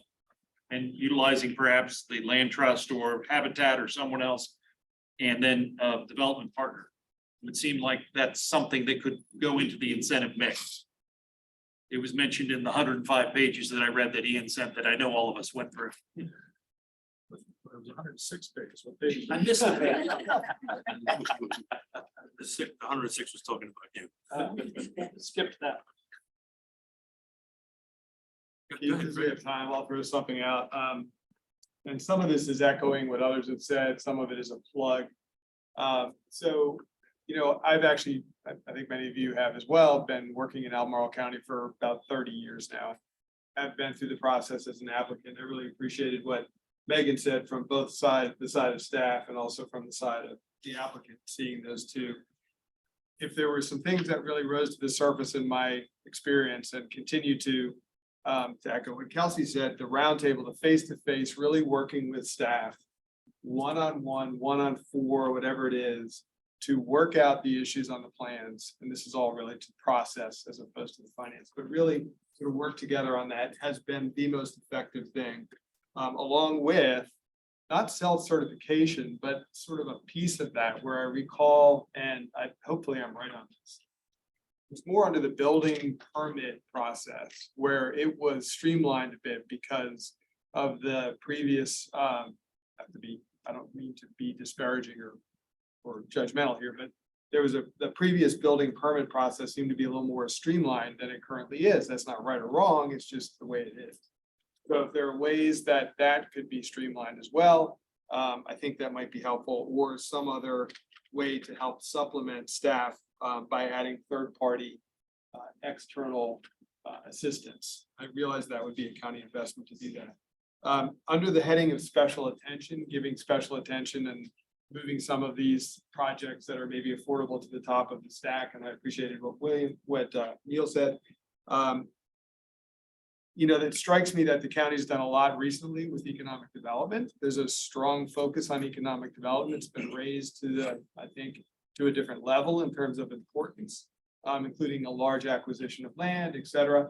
And I think, you know, if economic development is important to the county, affordable housing is also important. How can we be working together in ways to raise that same level of attention maybe to affordable housing? I don't have the answer for that, just an observation.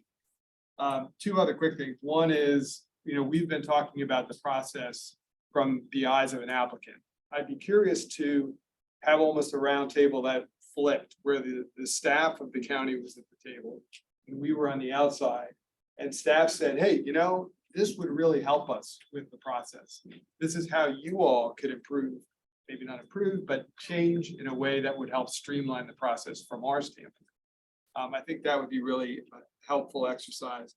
And finally, you know, as part of sort of the comprehensive plan rewrite and the rezoning that's coming up, I've been struck by the low number of involved public in those processes. The planning commission last night heard a report from the Berkeley group on fees.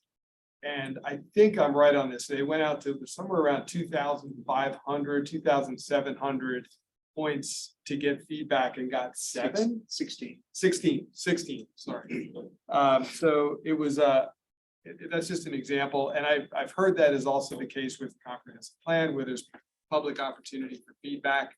So if there's anything that this collective brain trust, which is very impressive, can do to help get that word out and get people to get involved in the comp plan, the rezoning process, with a special attention to affordable housing, at least in this case, I think that'd be very helpful. Love the roundtable concept with staff. Yeah. But on the feedback thing, just to be that guy in the room. Yeah. Only 7 of us responded to the survey I sent out. So that is not exclusive to the public. Right, just so that you know, I was going to use that to help state some questions. Just saying. And I would imagine this is preaching to the choir, but the people in this room are the ones that are responding to the county's request for feedback. It's just that there are ways we can sort of promote that ourselves. So I'm hearing a little bit of roundtables, a little bit of help from staff to walk projects through. For those who actually get the right to check, probably gonna get something thrown at me here in about a minute. That right to check for fees, is there a willingness to pay a larger fee to make sure that somebody walks this through, you get your round table, right? Because I mean, is there, Can you pay a larger fee after it actually goes through? no, there you go. That's gonna, I mean, that's a lot to ask. I told you somebody was gonna throw something at me, and it happened to be you close to. Keith, you wanna write bigger check? Not unless I'm confident it's gonna have a quicker result. But I throw that out on the table. Well, I'm following after Fred. I'm throwing interesting things out in the room. staff used to do that in building, we would say, with the site review committee, but that happened at the initial site plan process more than at the back end, that what Kelsey's talking about. So I don't know if there's a way to change that process such that then that discussion or that meeting happens during the final site plan process rather than at the beginning of the process as it used to happen. Yeah, like And when it comes to involvement, you should go to the pros CAC meetings. That's where all the involvement in this entire community happens. And there's. Yeah, Fred, I would just say, Yes. submit a rezoning application, you'll get all the feedback you want. so. They said zoning, I said, wait a minute, scratch that. Anybody want to add something else? I'd just like to add a quick data point here. This is from 2021, but it's a study by the National Association of Home Builders. And on a house that cost $394,300, which was the average at that time, $93,000 of that was due to regulation. $41,330 was attributable to regulation during development, and $52,540 was due to regulation during construction. And so just as for the public to kind of put that in real numbers, anything that we can do to help streamline the regulation process is going to be good for everyone, staff, end user, people going through the process to get a home built or multifamily project built. It would be good for all of us because we're a lot of the cost of every unit is going to this regulation. So just that you know that number 24% is still tracking. Yeah. We're about 15 minutes before 20 minutes before the break. Any other thoughts or comments? Did anybody want to chime in? Does anybody want to tackle that one on the anonymous? About the 5% of land banks, or we're gonna let that one go? I can't read that far away. Oh, okay, so I'll answer it. So it's a building. I have LASIK, 5% growth area, health, and then more land banks. Anybody want to jump in on that? I have a- Neil? So I have a comment on that, and I'm kind of gonna tie it back to where we started with the manufactured housing, because this had the opportunity to work on a few manufactured housing projects and have really got ingrained in it. It's a super, interesting opportunity that is just incredibly impossible to build. And so as far as the, will increasing the 5% growth area or land banks, I'm not gonna speak specifically to land banks, but I'm gonna speak to the development areas. And, I know the incentives package before us is pretty much exclusively focused on the development areas. But of course, affordable housing isn't just a development areas issue. It is a rural areas issue and as well. And there is a ton of land available and, that I would argue, might be prime for some manufactured housing opportunity. We talk a lot about rural character. I think if you drive through much of the rural areas of Virginia, manufactured housing is very much part of that rural character. However, it is just really difficult to near impossible to realize in Albemarle County. And so I think kind of to that, and also tying to in the report that was sent out, there was some suggestions that perhaps there might be some development standards that could be varied from, for example, that there has to be a top lot with 2 buckabouts and a whirl for every 30 units in Albemarle County. And that's great. And of course, we want residents to have access to parks, but what if that manufactured home park is right next to a park? Or what if that manufactured home park is out in the rural areas? And the kids are able to run and play out on the farm or, whatever on the larger land available. So I think that that was an interesting proposal that was brought up. Just kind of touching on many things here and really deviated a lot from the land bank. But I think also just talking about the development standards and, really the neighborhood model, which has created some really beautiful communities, but also some really expensive communities. And so, as these conversations, I'm so glad that we're having this conversation now as we're moving forward with the comp plan and the zoning ordinance and so many things. So that we can kind of really take this holistic approach to, this wicked problem of affordable housing. And sorry to really just run through everything that I wanted to say over the past 90 minutes there, but that's it. Bill, you want to jump in? Sure, I just in so much as as one of the people that have been fairly involved in the comprehensive plan process, there's a study that's out there regarding the development area capacity that says there's plenty of room, provided you build at a higher density. We did a study a year ago that showed that the density that's being approved previously, we used 3 projects, was around 60% of comp plan density. Albemarle County staff did a study of the last 10 years.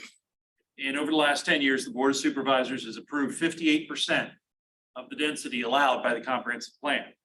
Well, that means, to my way of thinking, the development area is full. And we need to look at expanding the development area. Now, I'm conflicted because I see a community that doesn't want to talk about expanding the development area. And I see a community that wants affordable housing. And that creates internal conflict. How do you solve that? And I think that is where I feel the electeds are, and I feel that's a little bit where the community is. And that topic needs more sunshine, because as Kelsey points out, more than 95% of Albemarle County is in the rural areas. There are opportunities for development in the rural areas of affordable housing. Naturally occurring affordable housing occurs in the rural area. And to ignore that in our affordable housing discussions is a mistake. I know you want to incentivize, we want to incentivize that in the development area where it's most efficient to deliver government services. But we need to recognize that it occurs in the rural area and recognize that the comp plan, the zoning plan, their zoning itself has all kinds of bad history behind it. But I think our zoning and our perceptions of implementation in community development is opposed to manufactured housing. And I need to ask why. And that's a question I think that will drive some of the affordable housing conversation going forward. You want to add to that, Jesse? Well, as the vice chairman of the manufactured housing industry of Virginia, I'm loving this conversation. I can't echo this enough. I mean, the Commonwealth of Virginia, by and large, has truly persecuted the manufactured housing communities, and some of that it was just done because they were poorly built homes in the last century. That is not the case anymore. I proudly built a community recently that is Energy Star certified, 3-bed, 2-bath, 1,000 square foot that costs less than $100,000 per unit, including well incentive. Okay, that feat is not seen on. I mean, I'd love to put Stanley Martin and see if they could build a 1,000 square foot thing at $90,000. As a matter of fact, I just crawled out of a double wide today, dropping axles off of the frame. So, this is a huge part in where you can get economies of scale. It was the answer of Appalachia after between 1940 to the 1980s of how you could get a quote unquote company town in mining communities. It was also a way to homeownership immediately. And, something where you could raise your family and also gain equity. It's come a long ways, and even further than that, and I don't know if you've heard about this yet, Woody, manufactured housing has now gotten FHA approval to be appraised for certain products, just like a regular stick-built or modular home. This is a new product line that's come out that costs the exact same as a manufactured home and is actually regulated by HUD directly. So these are, you're gonna see some revolutionary things. Now, what does that mean? We talk about workforce all the time, and we all have a workforce disaster. I don't hire anybody nearly any in Virginia anymore. They come from Pennsylvania, North Carolina, South Carolina. I'm putting them up in a hotel for 3 nights. They work 14-hour days and then they go home back to their farms wherever they came from. But, you know, in 2 days, I put 17 single-family homes on foundations. You don't see that every day. That's a huge deal. They came out of the factory in 2 weeks. And it was a Virginia factory, so at any point I needed to procure a product, it was easy to go get. At any point I needed to get engineers or streamline that regulation factor, we were done in a couple days.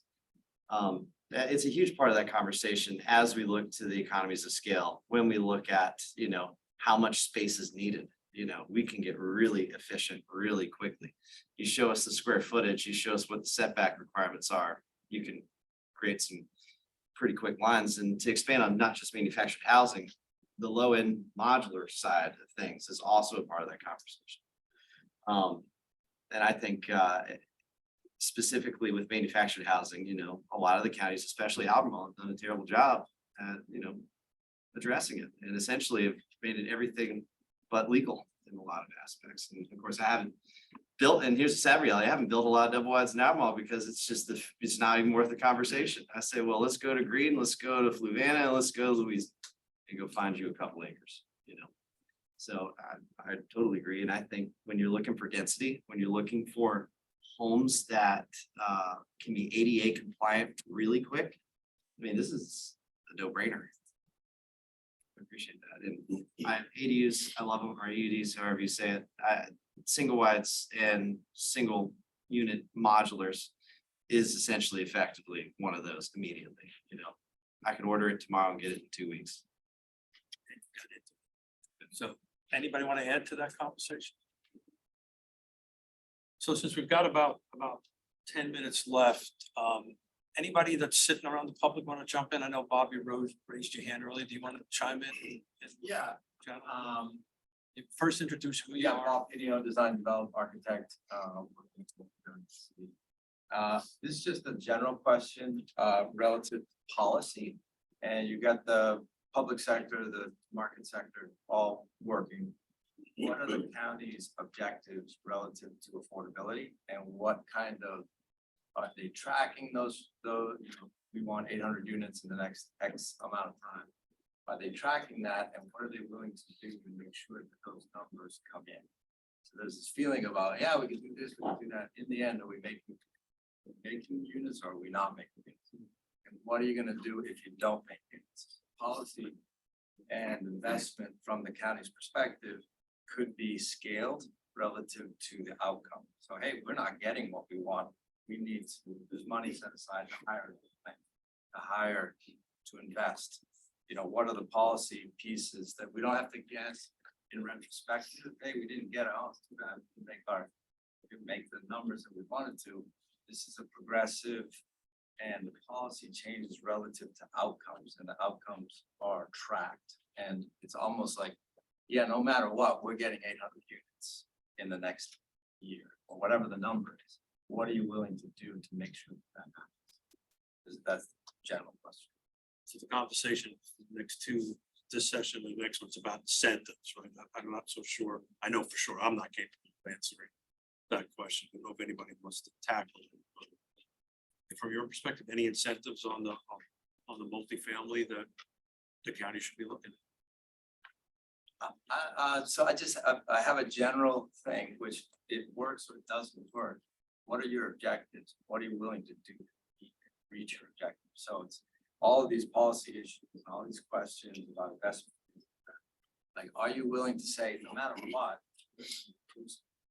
reduce policy, we're going to reduce the pain of site plan. We're going to reduce the pain of building permits. Are we going to invest? You know, what are the policies that do? Because more so, what are the, you know, not so much the policies, but the outcomes. We are going to get 800 units of affordable housing. And that's a policy. And I don't even know if a county can do that. But all of these, we've been talking about the cadre and all, you know, we've been talking about changes.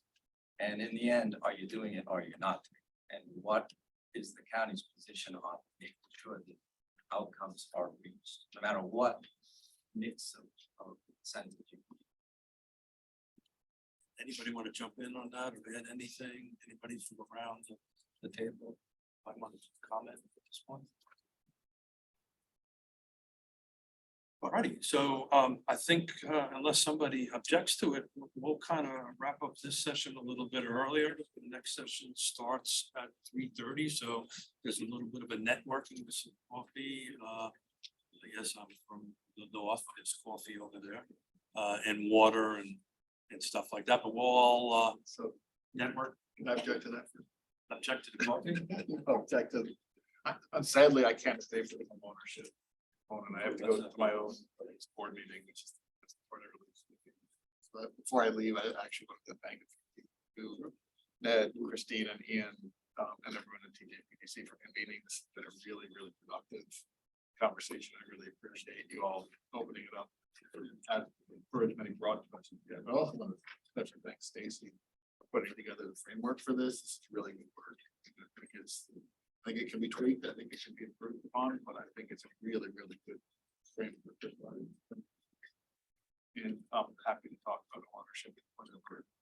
Well, when you're sitting in your board meeting, open up Hadley and stuff, put some stuff in it, we can watch it. We won't tell anybody you're doing that during the board. All right, guys, well, I think we're going to adjourn for a break and get back together at 3:30. Thank you.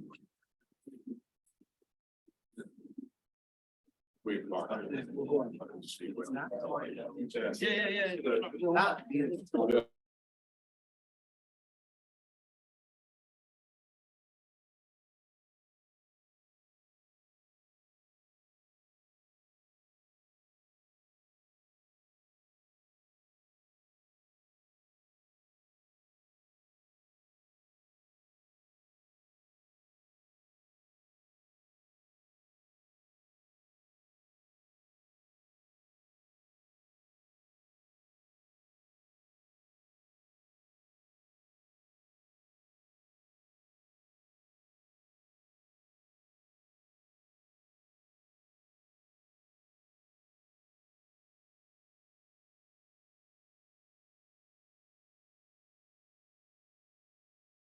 I know. That's right. Hey, folks, we're gonna get started again. Right.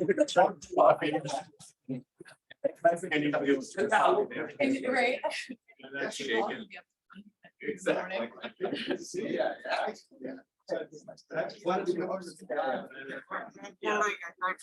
Well, then it's just. Look at you, Bob. You remembered you're at the table, buddy. Table now, look out. Anybody else from Boston in here? Just checking.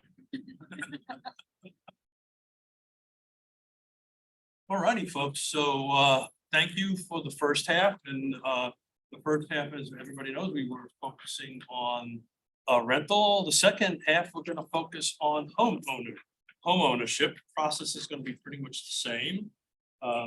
Except I might be calling on some folks. So everybody get ready to chime in. So one of the things I think that we heard, just going through a couple of quick notes, as we talked about it, that some of the stuff is going to migrate from the multifamily over into the, the rental over into the ownership side. So, such as red tape into green tape, some sort of this roundtable concept that came up in, I can't remember who, was it Kelsey that suggested that to start with, or maybe Fred, I'm sorry, was it Kelsey on that? Maybe something that they can look at. But today's goal, of course, is to walk away with a bunch of bullet points for both sides of the house. So anybody want to kick off on the ownership side? I don't think you're ever gonna get Christian. At least in our market. I mean, townhomes and flats, about as close as you're gonna get when it comes to the cost. It's just a simple cost of construction. Single family house is pushing you outside of. Yeah, and when I say grants, I mean habitat or just handy lots to the entrance. So that's 28 to 30% of the cost right there. Since I'm the chair of the land trust, I'm gonna stay a little bit away from that, but Josh, you want to? I'll advocate for it. No, but you want to jump in a little bit about that, because we just completed 23 homes in Albemarle County. Thank you, Albemarle County, for the subsidy. Yeah, Albemarle and Stanley Martin. Yep. I do think, at a market rate where it's very, very hard pressed to build an affordable first time home buyer home, it is pretty much impossible. That's why I joined the land trust. And because I couldn't do it, but something interesting, Jesse's not here now, but if you were to take some of the rural area and you were to put some of these manufactured homes in, that actually could be a first time home buyer home. When you are required to put hardy and have, full foundations and all that stuff, it's just incredibly expensive right now. So, but I do think it would be worth, looking at opening up some of the rural area. And if you look at those areas, there'd be things that are contiguous now with the existing growth area. Yeah. I mean, we're not talking about picking Like just random spot out. like a chunk out in the middle of Whitehall or Hurleysville, Scottsville. I mean, it needs to be near. But if you made it specific to that type of use, then that's essentially the government's way of subsidizing it. Keith, I think it would be helpful if we simply define what we mean by home. Because David's point with regard to single family detached is one type of home. But I think we've seen creative product from some of the folks around the table here and others that is attached product, stacked product, all of those are homes. And under the ownership group, I mean, in 1990, I bought a townhome. In 99, I bought a single family home. That townhome gave me the leverage to be able to step up the ownership ladder. And I don't think we want to poo-poo any type of ownership of even condos, frankly. Those are ways to build equity and get in the game. Not everyone should be a homeowner. For years, I kind of railed with my realtor friends, everybody should be a homeowner. It's the American dream. Home ownership is not for everyone. And as I said earlier, I think we really need to focus home ownership on workforce housing, which is that 80 to 120% AMI. Because it can work at that level, even at these interest rates, but it is challenged. But we should be challenged. And I think that portion of it needs to be where we focus some of the discussion. And once we get past that, where are we going to build it? Is the next question. I think that is a key element, and how can the county help? And we talked a lot about financing, and I think there's less opportunity for financing within the for sale market than there is in the rental market.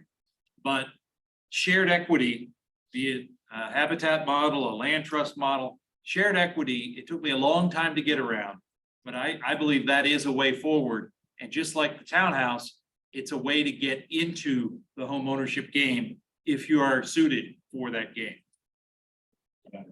If the county wanted to go out and identify the chunk of land. So some of my developers, about to say, if you say, okay, bring it to us and we'll rezone it, we'll bring it into comp plan, or we'll bring it into growth area. If you give X, Y, and Z, you're going to be driving up the value from right now. That rural area doesn't have that value. The county should consider identifying, just like we did at the park. So that's the improvement.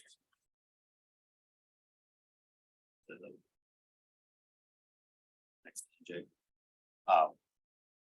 If you go out and you have, or if you already own chunks of land, right? I don't know if the county does or not, or has control of it. I heard there was a very large reservoir that never got built out. Large land, chunk of land out there. Is that still available? Actually, it's being utilized for remediation for the expansion of Ragged Mountain. Some parcels have been sold off, but there are the county has access to other properties. One supervisor has raised regularly is some of the land that's associated with the Lambs Road campuses, the schools campuses there, that's right in the development area, that may provide an opportunity. But my point is, if you wanted to go down that road, you need to keep it pretty close to investing in artificial travel cost. Get that land, and there's large tracts of land just outside the growth area that don't have the value they would have if they were brought into. You don't need to be, us as taxpayers don't need to be paying that extra rate. I think, but that's right in line with grants and just handing lots to the interests. It's the same. It does the same thing. It takes the land value out of the commission. It's a big deal. Anybody want to add to the conversation? I don't know if I have solutions as much as I have questions, but I mean, if by 2040, 17 years from now, there's a need for an additional 10,070 affordable housing units. I think there have been a lot of questions asked today about what the county wants. I don't know how the county, I haven't heard the county answer the question. I don't know what the answer is, but I mean, can we start creating some goals and then we can start working towards them? Because I think we're sitting around the room looking for efficiencies from the developer community. And I think that that's a way to move the needle. But how far do we need to move it? How far are we going to be able to achieve it by looking for efficiencies? And at what point do we need to look beyond efficiencies and look for more land? I know that we're, I don't envy the lawmakers in the room, the elected officials in the room, because I know that you answer to a very loud voice.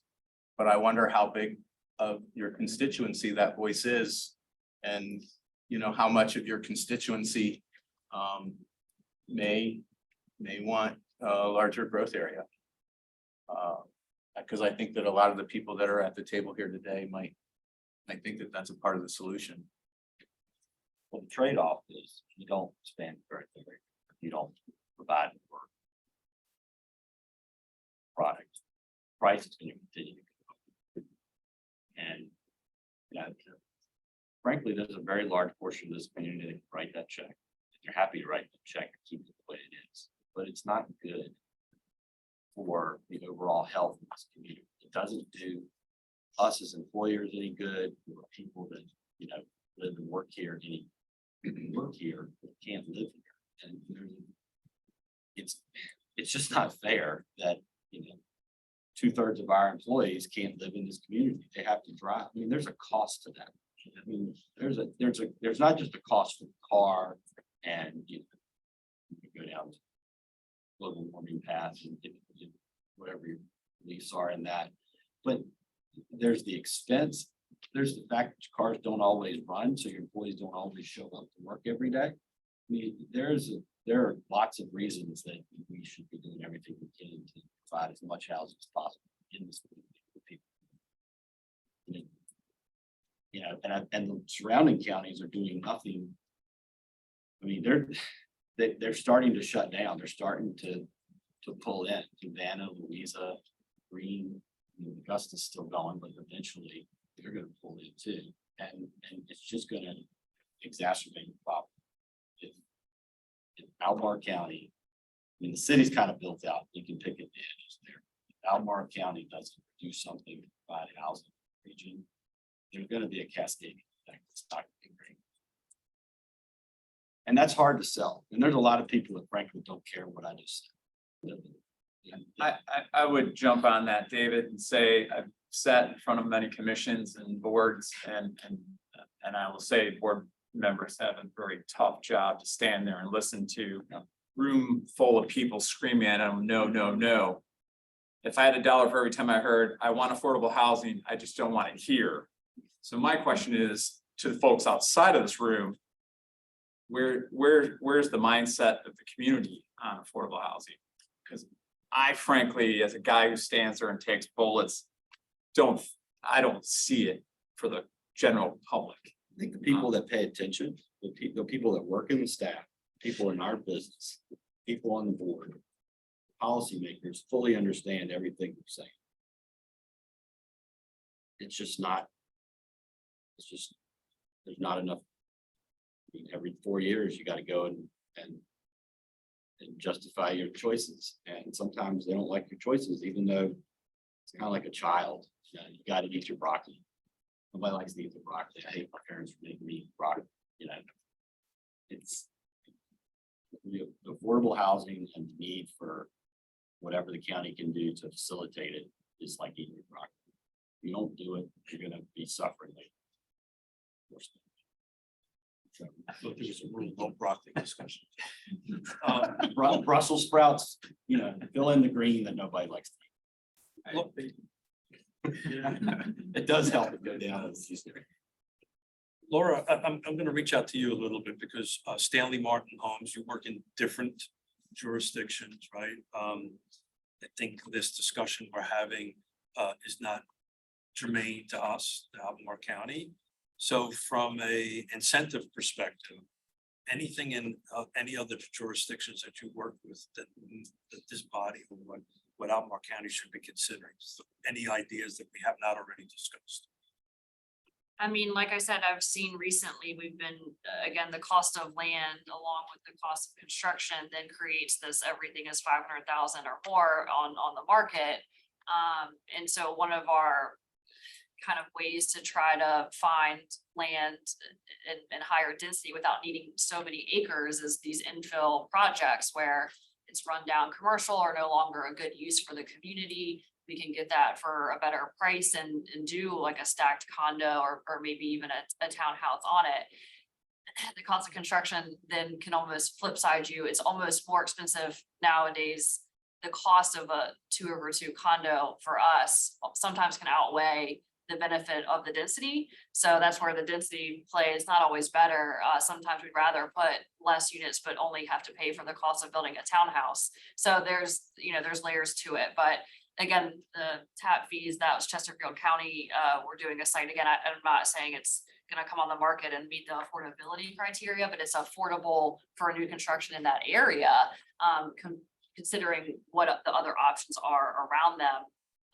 And one of the other big pieces that helped put the deal across the table was a demolition credit. It's a huge shopping center now, and we're gonna get a credit back from the county on the demolition of that site, along with some other incentives throughout the development process, and that helped put that deal together.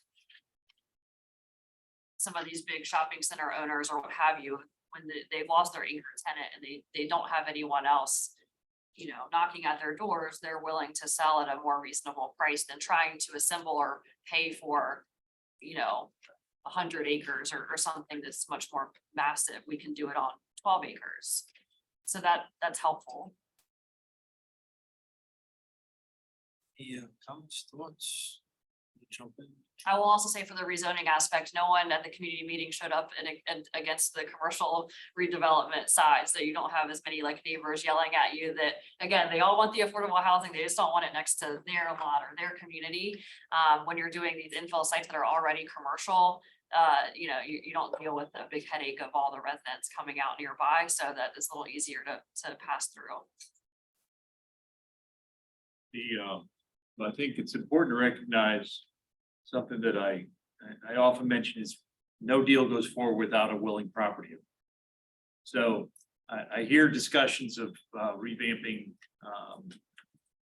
commercial sites and other sites where they look at this is not what they want, what the residents want in this area. Well, it is what the landowner has, and that is what they're doing right now. So they have property rights. Now you could incentivize that type of conversion. And right now there are some things that are currently in existence in some of the codes that doesn't allow a phased in process for a single parcel. You have to create a subdivision and then rezone each piece. Whereas if you had a single parcel that had maybe had commercial across the whole parcel, you couldn't do a portion of it as residential. It would have to be a planned, you have to convert it to a PUD, a planned urban development, and have regulations across all of it. And in many of those cases, there are longstanding leases that are generating revenue. And while you may look at a shopping center that isn't performing up to snuff, they obviously are paying the bills, they're paying the tax bill, and they also are not demanding critical services right now. So I think incentivizing such conversion could be a double-edged sword in so much as you lose that commercial opportunity. And usually those are located in well-situated places for commercial and residential. But it would be good if there was a way to look at adjusting the regulations to allow phased-in development across a single parcel. So I'm gonna start calling on some folks to kind of help participate in the conversation a little bit. And Woody, since you're sitting across from me, look at you. Any thoughts on this? You're in the you know, your profession is to appraise properties, right? That's what you do for a living. Right. From your perspective, particularly on the homeownership side, you know, any simple kind of bullet point thing that you think would be helpful as far as incentives go, develop incentives from your perspective? I mean, you're a unique perspective in the group. I mean, I'm here more to observe than really offer a whole lot of ideas, because I mean, our end goal is to, and our company is to value what the consumer is willing to buy. And as far as the development side of it, I don't know that I've got a lot of input. I mean, listening so far today, I've been very interested in Jesse's perspective and looking at modular and manufactured homes. I think that we're in a community that's predominantly white, it's very affluent, and we have a stigmatization problem with these types of homes. And I think that's something that we need to look at as a community and get over, because stick-built traditional developments are not going to bring down the price point to a point where first-time home buyers can buy them. I'm certified with the Appraisal Institute to teach a manufactured home class that they offer. Freddie Mac actually put a tremendous amount of money into that project about 3 years ago. They gave us $2 million to certify instructors to teach all over the world, basically, but mostly here, of course, here in America. But they created a special financing program for it. And Jesse's mentioning the new program from HUD. And out in these rural communities, I don't see why we're not looking at that. I mean, we have this threshold of gatekeeping that people do because we don't want this stuff in our backyard. And I think that's the wrong way to look at it. We're going to end up like Vail and Breckenridge and places like that, where, you know, people are driving an hour and a half to get in and are waiting tables. You know, I mean, Breck had to do special things to incentivize commercial property owners they would allow them to do rentals and essentially turn commercial properties into mixed use, so that they could have apartments in there. And they, you know, kind of what Charlottesville is almost trying to do with the upzoning that they've got coming up. So, I mean, the development side's well beyond my wheelhouse, but I mean, I don't know why we're not looking more strongly at that type of thing. And again, you know, people brought up the fact that we're putting in these community standards that, you know, homeowners don't necessarily want. I mean, we're going to require everything in a development to have hardy plank, and it has to be a minimum size. I don't know that that really is what consumers really want. I mean, it sounds good on the window dressing, but I mean, I interview homeowners all the time, and I talk to market participants all the time, and you know, they buy because of location. You know, they of course want a certain level of quality, but you know, again, we're gatekeeping people by, you know, when we put these CCRs in that require these things that, you know, really aren't important. I mean, there's nothing wrong with a vinyl sided home. You know, but I'll get off my soapbox. Thanks, Pete. And anybody want to jump in here before I close? Any thoughts? Well, just to piggyback a little bit on that, we do. I apologize. It's okay. We do a lot, so we've been paying close attention to what the city is doing. Recently, we have a lot of clients looking at building or have applications in, and I know it hasn't been popular in Albemarle, but having the comp plan and the zoning match will, That's just practical. right. It hasn't been mentioned yet, but I'm always struck by advocacy, like who are we building these units for? And sometimes those people, their voices aren't heard because they don't have a place yet, you know, they're coming from somewhere else or, so this idea of NIMBYism and all of that, or the political structure that either would support something like this. It's when they're in, it's great, but who's advocating? And maybe there's a group of advocacy that helps sway the political side a little bit more. Who are the people that are going to come to this? Where is their voice? How are they heard? How are they supported to allow the next thing to come? It's just everybody talks about it as a community objective, but who are the people that are, where are they at the table?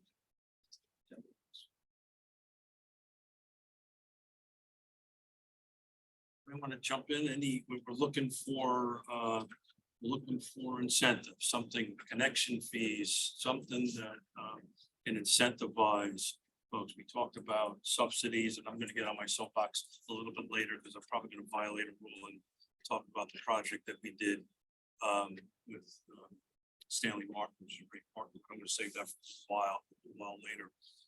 Anyone to jump in? Kelsey, Fred, some incentive that we can end up with a couple of bullet points here to help Albemarle County help us.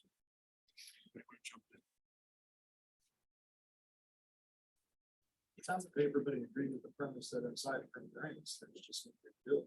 So nobody disagreed with it. But I'm hearing a different approach with the modular stuff. That seems to take the cost that's below and the cost above.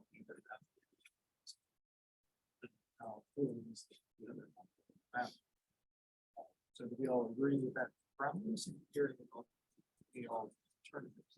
I think that what said was that the single family detached product, single family detached product, that I think that's an accurate statement. And I think you need to be clear that the townhomes and the flats that you might be able to get to are not gonna, you're gonna need vinyl siding. You're not gonna be able to have 3/4 of the front of the house have a front porch that's covered with the columns and the cost to go with that. And those types of things. I mean,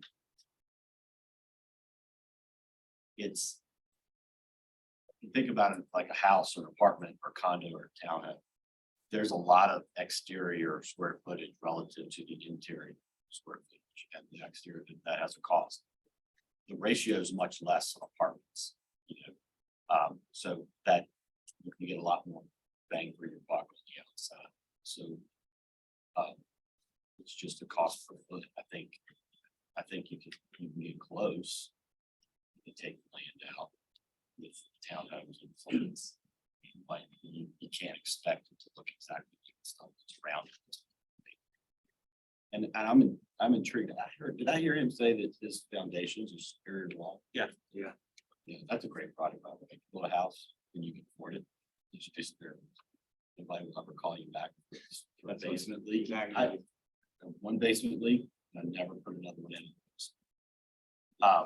But it's not cheap. It's quick. But anyway, you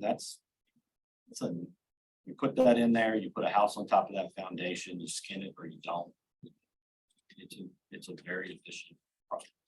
I'll even say, even if we were talking about going down that road and we're doing this under the current standards for sidewalk, lining strip, street trees, curb, gutter, the whole stormwater, to develop a lot, single family in Albemarle County, take the land cost out of it, just put in the infrastructure to actually get to the point of putting a house on it, adding the $14,650 for the water meter tap you're looking close to 100K. Just to, so then the modular system's great, but you still have that plus the land cost. So you're still going north. Yeah, I mean, that's right, and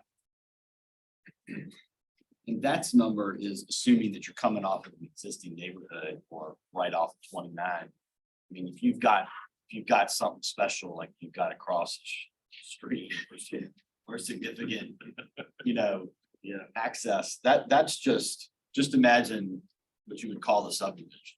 I'm not talking about the cost that you might have to add to get onto 29 or some other existing state road, off-site improvements.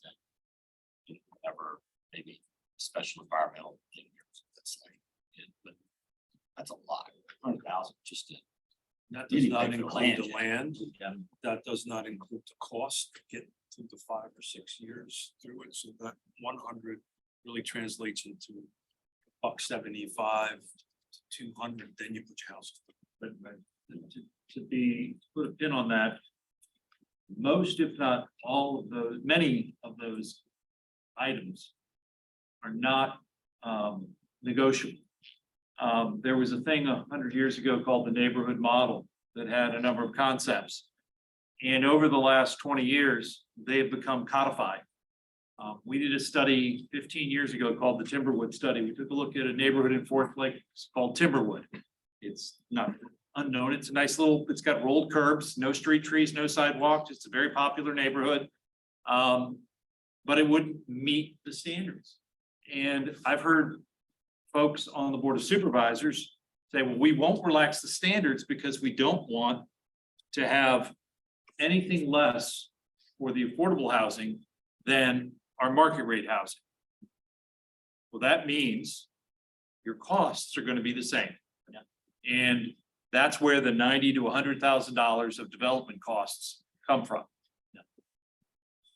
And they're codified, not waivable by the Board of Supervisors. So you put your money where your mouth is. If the community, there's elected officials, will say these are the things that we expect in our development area. But we also want, and I don't know if this is true, frankly, we also want more affordable housing. I mean, I think people in this room recognize the need for it. I'm not sure the general public appreciates the value and the need for it. But if they did, then we need to put some money aside to pay for grants or funding for that type of thing. Relaxing the standards really is the way to go. We're never going to get there because the most engaged citizens that we have in the community are the most fluent. They have time to talk to politicians. Your first time home buyers and the people who work service jobs, they're too busy running their lives to do any of it. And we've got to get back to the basic fundamentals of what we're talking about, which is functional utility. Looking at housing units for people that need to afford them. If you don't relax some of the standards, get rid of some of the red tape and overhead costs there, we're never going to get to a solution because again, no developer in this room is to not make some money. You can't make money if you've still got all that infrastructure costs you got to make it work. So, I mean, and going back to several white papers I've read over my career, and I'm almost 30 years in now. I think the falsehood that a lot of people, maybe our elected officials look at, and maybe some of the people in our community look at, they go, oh, if we relax standards for this small part of the community, it's going to somehow affect the value of the other part of the community. It doesn't. I mean, there's been study after study after study after study. I mean, you buy on location. So if you're buying in one subdivision and you're half a mile away, you've got a relaxed standard area, it's not going to affect the place half a mile away. It just doesn't happen. And I think that we put all this gatekeeping and CCR stuff in place, and of course, community standard stuff that planning comes up with, and they say, hey, this protects value and it protects our neighborhood. When in fact, it doesn't. I think it impedes the utilitarian concept of having a housing for affordable, for the affordable level.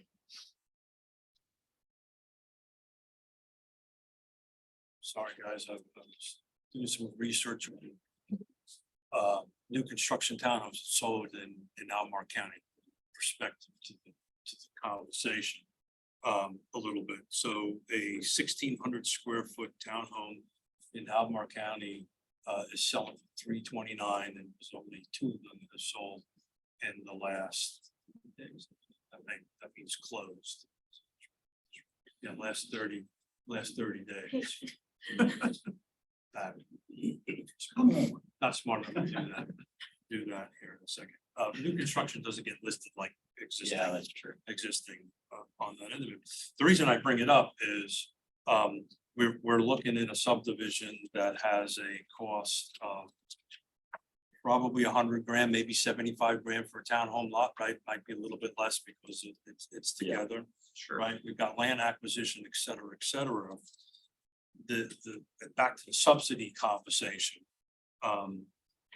Unless there is a substantial subsidy given to it, I don't know how you can turn a $329,000 home. I'm pretty sure the amount of profit that they're making off of that is not huge. On that, how we can get that without about $100,000 to $115,000 worth of subsidy. And the reason I know that, I'm gonna get on my soapbox. Because of Albemarle County being gracious enough to give the land trust $650,000, we partnered with Stanley Martin Homes and a bunch of other folks, nonprofits, to make that happen. But in order to hit the 80% AMI, we can't exceed a 225 sale price. So that's the math, folks. 225 gets you, we averaged about 65% AMI on it.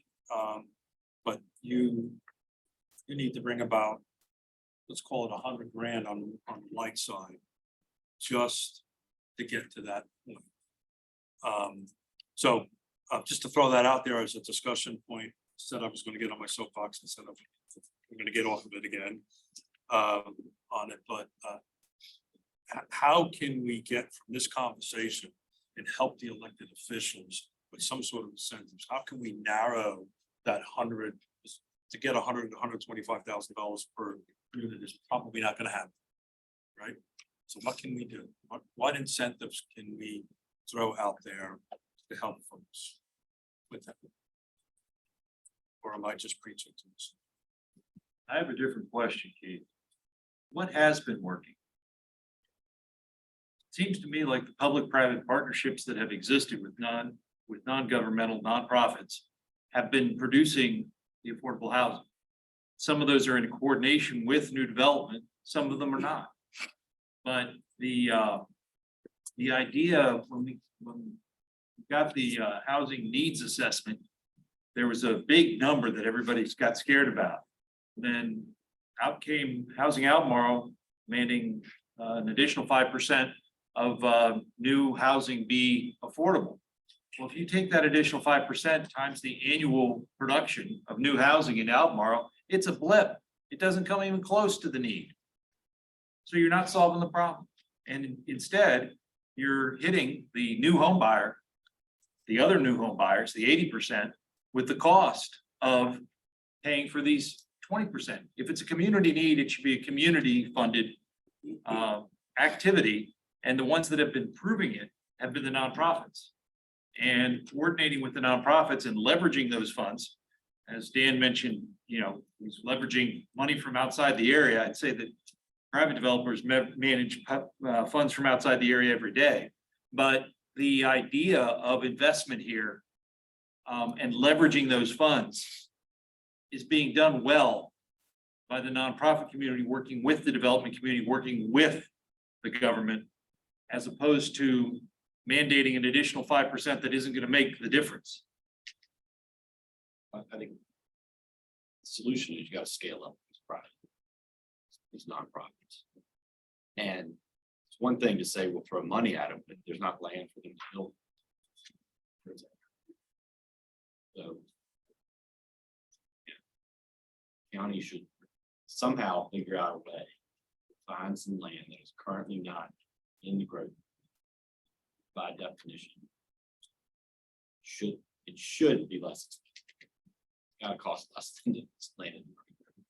And somehow allow that to be used for housing close in, contiguous with the existing growth area, that can solve this problem. Again, it's hard to get land. So it's one thing to say, oh, we're gonna give them X amount more dollars and this much more grants, we can go out and build this many houses. There. Right? Those two. I think that you're looking for another solution. It's not just grants, but it's find some land, identify it, capture it, and make it. So we're talking about land. Anybody else want to jump in? I can't see everybody at the end of the table. I mean, I would just say to add to that, you know, allowing more market rate development, even under the current, even current. If we were just allowing more of that, look, every developer here is.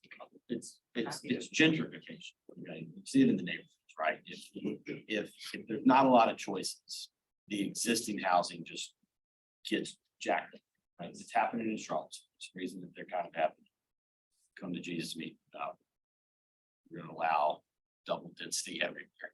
It's not like that's gonna happen immediately. Everybody in the neighborhood is not gonna build a second house. Line. It's ridiculous. to think That's gonna happen. That's not what's gonna happen. You know, so yes, more market rate because that relieves the pressure on anything that is currently affordable or is used housing or is in older neighborhoods that, you know, are just nice ranchers, right? You know, that's, I mean, you're seeing it in Crozet right now. People are buying up those old ranchers built in the 60s and 70s. Because frankly, Crozet, I mean, there's a 40-acre lot here, 50-acre lot there. I know North Old Trail's got a thing or two, but Old Trail's, I mean, Crozet, when large chunks of land. So they're going into those neighborhoods and they're eating up those affordable housing now and returning them to things that are not. Exactly. And because there's not enough supply for any of it, that's what happens. And then you take out the existing naturally affordable housing, which is the end goal, honestly, because we have to raise $100,000 to $150,000 per house that we're trying to build new. That's to get to 10,000. That, I mean, I don't know. That's a lot of money to ever get even close to that. And so, you know, a big part of this is allowing all housing, because otherwise it just keeps, the problem keeps compounding, keeps getting worse. Right, it's like the land prices are not gonna go down and the housing prices are not gonna go down until there's more supply. We're in such a deficit, you can't get out. Land and housing prices in this community are never going to go down. They're going to moderate. What the city's gonna do, it's gonna get even more expensive because there's gonna be some unintended consequences with that. Those that are able to get in and leverage the additional density that the city's going to allow if they do this new zoning program plan is gonna make it really, really difficult for anybody to be able to afford it, other than people that are looking. So, I mean, that's gonna put more stress on the county. Yeah. So we're talking about funding.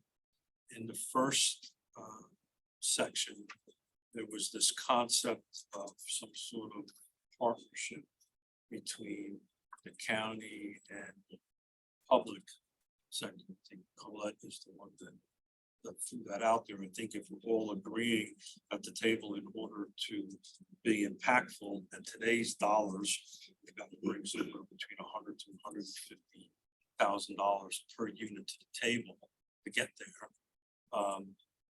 Does that make sense? Is that something that the county should be looking at?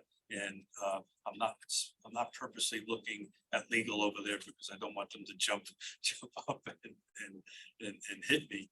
But is that something that the county should be looking at? And is that even possible? Before we go down that road, I want to make one statement that it is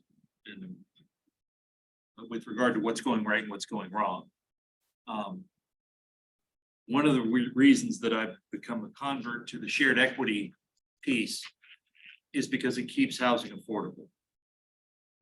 Right now, we have a lottery winner system.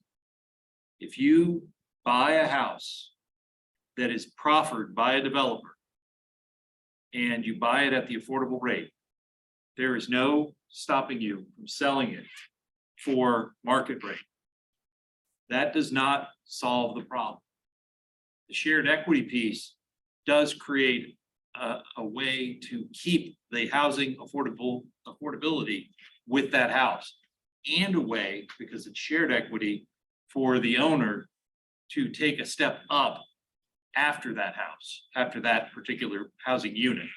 So I would hope that anything that we do would have something to preserve the housing affordability for owner number two, rather than creating a bunch of lottery winners. I mean, and that's where, you know, since I'm representing the community trust, that's what the land trust does. Is we take that land and we set it aside for the community for 100 years. To permanently create some affordable housing that can't be just taken out. Because that is the only thing, is like you said, you go through all this money raising $150,000 a house, and then the next guy just sells it and it's gone. It's like, it's really, it's a losing game. You never get to that. And, you know, that's something where the county could come together, the whole neighborhood with that, if you could find land, you know. I mean, the person that buys that house gets a nice win. They do, exactly. We, you know, one of my favorite examples is there was this young couple working UVA. They bought the house. They were able to live there for a couple of years. They sold it. They got 25% of the appreciation plus the equity that they had built up just paying the principal down, and they were able to go in their next job. They were able to buy a market rate house where they had made it into that home ownership cycle. So. As the land So trust. to add to that, gentleman sitting across the street, across the table from me, Christopher Bremmett made that happen. This is the Nassau Street project. Yep. And we were able, this particular individual moved out of that home, bought a market rate, and then somebody else came in and bought that home that was less than 80%. So the secret of what Josh is talking about and what Neil is talking about is the permanent affordability. Yep. Right. Which is a deed, this is a 100-year lease, but at the end of the day, it's a deed restriction. Yeah. How did, so the land value, so how's that accounted for, split or reinvested? It's just there. It is just there, and it keeps, well, and what happens is every time, as time goes on. Does it help with like the loan? Yes, well, The yes. value's there. It's about exactly. That gentleman across the way knows a little bit about it. Yes. So the loan value keeps going down. Fannie and Freddie treat them like fee simple properties. Yeah. So they get the benefit of complete, you know, fee simple ownership. So It really makes it even more, not just It keeps the getting land's out. more Yeah. and more and more affordable. Yeah. Something that's working that we should scale up. I mean, the one thing, and Keith, I know you have to be careful what you say here because of your position with the land trust, but Not doing a good job. but I mean, you know, we've had this conversation in the past. I mean, other parts of the country, we see a lot of private citizen interaction with CLTs, the community land trust. And there's a lot of people that are willing to donate to that. I'm wondering why we're not seeing more of that here. Because, I mean, this really is a good answer to the problem. I mean, Loudoun County's got a good program going, and they're buying existing construction. Stuff that's already, you know, we get called all over the Commonwealth to do these appraisals because a lot of appraisers won't touch them. So I go to Loudoun, I go to Richmond and other areas to value these, and they're buying stuff that's 40, 50 years old. And, you know, they turn it into a land lease and they put it in the CLT, and it works. That goes back to subsidy. Yeah. That goes back to capital. On the end of it. I will tell you, in Richmond, Maggie Walker Land Trust is the land bank for the city of Richmond and the county of Henrico. I think it's 3 counties. I think it's the city of Richmond and 2 other counties, Chesterfield and Henrico, and Chesterfield and Henrico were there in the land bank. Little difference between that environment and this environment is there's a lot of homes that are tax delinquent. And the land trust. But how can we take this discussion and make this work here? Not necessarily. Land trust is just one way to do it. But how can we offer guidance to Ned and staff on this topic as far as Has anybody answered Christopher's question about what the county's objectives are? Nobody answers questions. Because I think that's the place to start, like, what does the county want to do? And you go to the, if you want 100 units, 500 units, what is the scale? Do you want them single family? Do you want them, or are we trying to advise the county about what's feasible? I can't speak for the county, right? They have to speak for themselves. Our goal here was to work on incentives so that we meaning the Rock Regional Housing Partnership, can present what we fund here to the county so they can start looking for their staff. Anybody county want to jump in and answer that question? That would be great, but I'm not it's capable, so it's above my pay grade. I believe that's what Housing Out speaks to. I think one thing we pulled out is the density initiative. Did I not answer that question well enough? You did, it's just, there's a million things, a myriad of things that you can do, and we're talking about all of them. In a vacuum, what is the county, what is your objective? Because we could provide, do this, do that. Does it match your requirements, or your objectives from a policy perspective? So I get trying to influence, and here are the tool set that you could use, but ultimately, what are your objectives? And how are we going to meet the public and the public sector? How are we going to meet these requirements or these objectives? And it feels like we're doing a lot of the swimming, trying to figure it out. But in vacuum, it's kind of hard to understand are we building more or not? And what are your objectives and how do we help you? Anybody want to jump in on this? Because I'm doing a lousy job with it. Well, I mean. Have you read housing? No. So. With all due respect, read that. Yeah. And I would imagine you'll have similar questions to ask, but you need to start there. This particular conversation is because the requirements were changing. And we listened to the developer community going, if you do that, you're not going to get what you've been getting. You're going to undo what you have been getting. So the rental piece from the 80% AMI to 60% AMI is really a sticker. So the objective was to move the units from that 80% mark to 60. And it was said that if you don't have an incentive to help with that, then you're not going to get it. And you probably will no longer get the 80%. So that was the objective. Number of units and all of that. I think over the conversation, turn this into a number county. Then, but that was the specific design and objective for today. And then it was moving the total units from 15% requirement to a 20% requirement.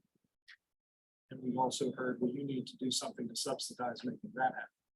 So the question is, well, what incentives gets us from 15 to 20 and from 80 to 60? And that's, the ideas you've heard shared today. And I don't mean to come across as. No, that's good. I'm jumping into this late. And the policy was voted on 2 years ago, delayed. Because.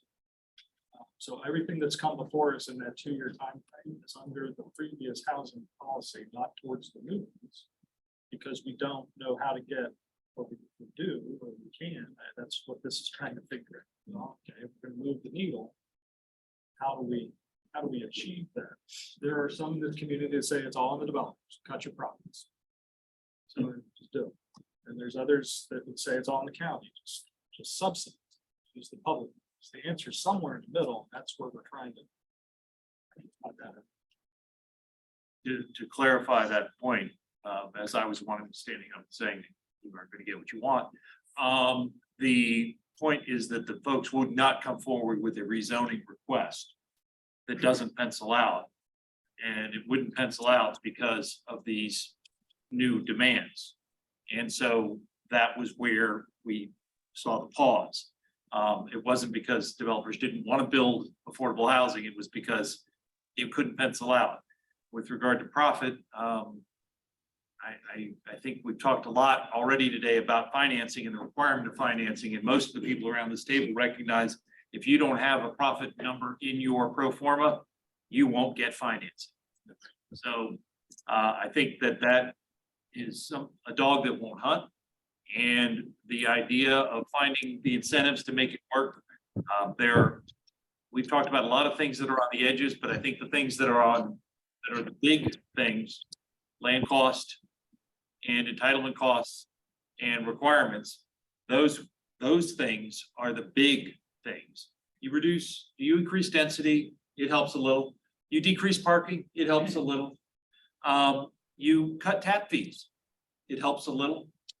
But if you want to get to that $100,000 number, you need to be thinking big. So, thank you, Neil. Any other comments on the end here?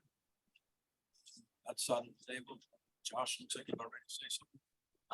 Just to add on to that, it is really, it's really easy to look from the outside looking in at a developer and say, oh, well, they're making all this money, they should do it. But it's really short-sighted because, like you said, a lot of it that is outside of the developer's control, and it's incredibly risky for the bank, the developer, for everyone involved to go in and say, we're going to take this raw piece of land and we're going to put it in, 300 units or whatever it is. And it's just, there's with the interest rates going up now, a lot of deals are on pause just as is, like without increasing requirements that are going directly to the developer, and they're just on pause. And so that's what I was saying. I think it would be helpful to run through, like to get someone that just underwrites deals. And maybe it's with the board of supervisors, just to go through like the mechanics so that everyone can see, because it's a very nuanced and thing that very few people really understand, honestly. Even the people that are about their building it or all that, most of them don't understand how a deal actually gets done. And it's not easy. It is easy in some cases because you put the inputs in and you're gonna know whether is the debt gonna be covered? Am I gonna be able to get financing? And and if it doesn't, then go to the next deal, or go to the next county or the next city or wherever.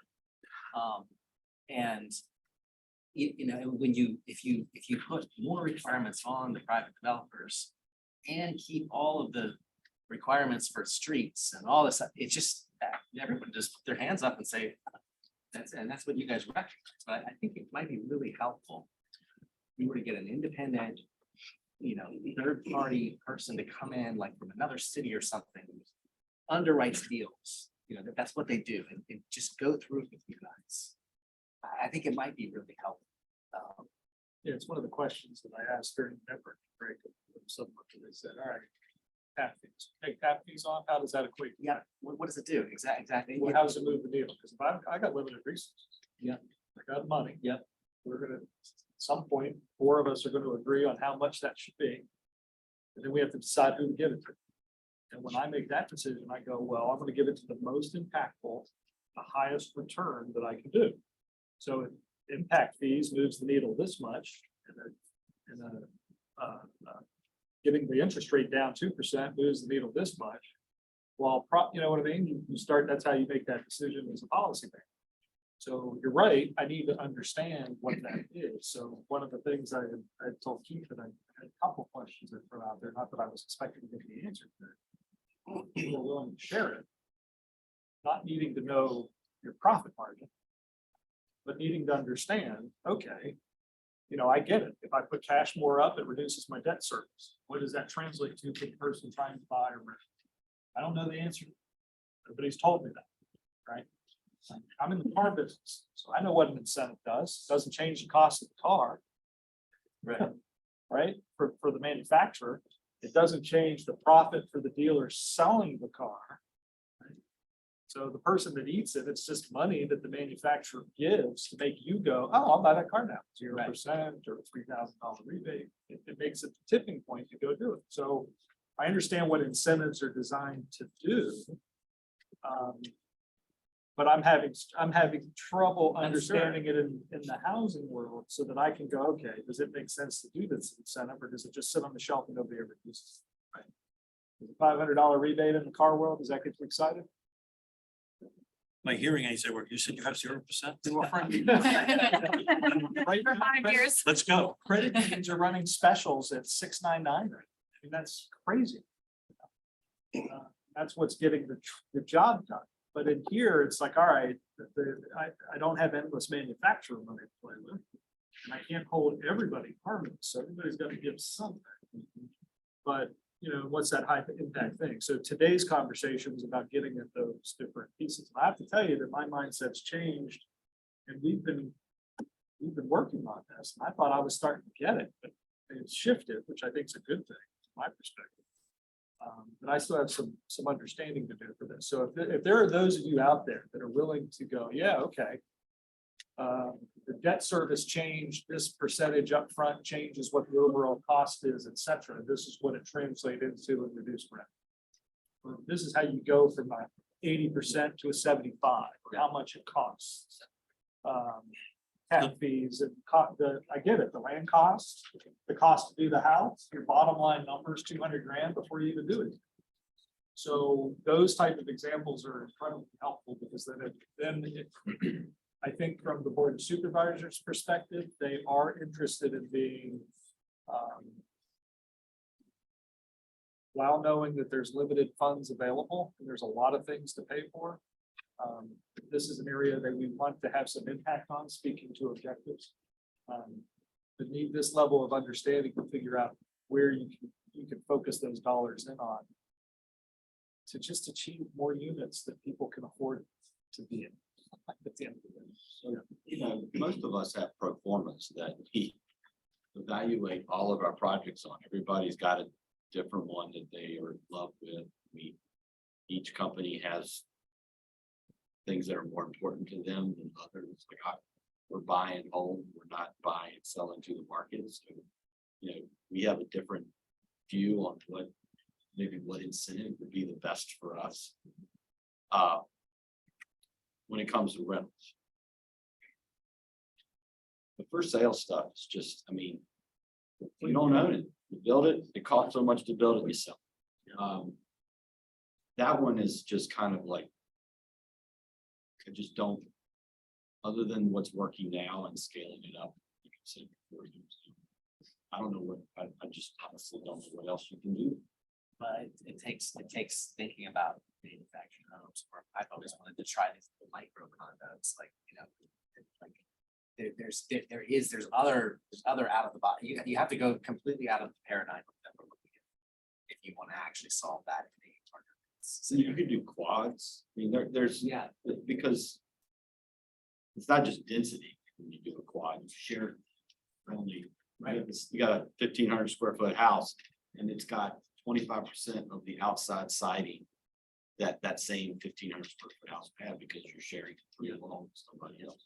I mean, those are the types of things that from a for sale standpoint, modular homes, quads. That's why townhomes cost less, because you got interior units that have no outside.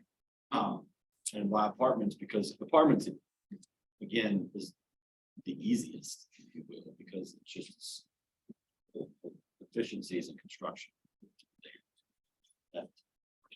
We've seen pushback from the community over the years. Thinking of a particular project of smaller homes, tiny homes, and pushback that, oh no, the wrong kind of people are gonna live there.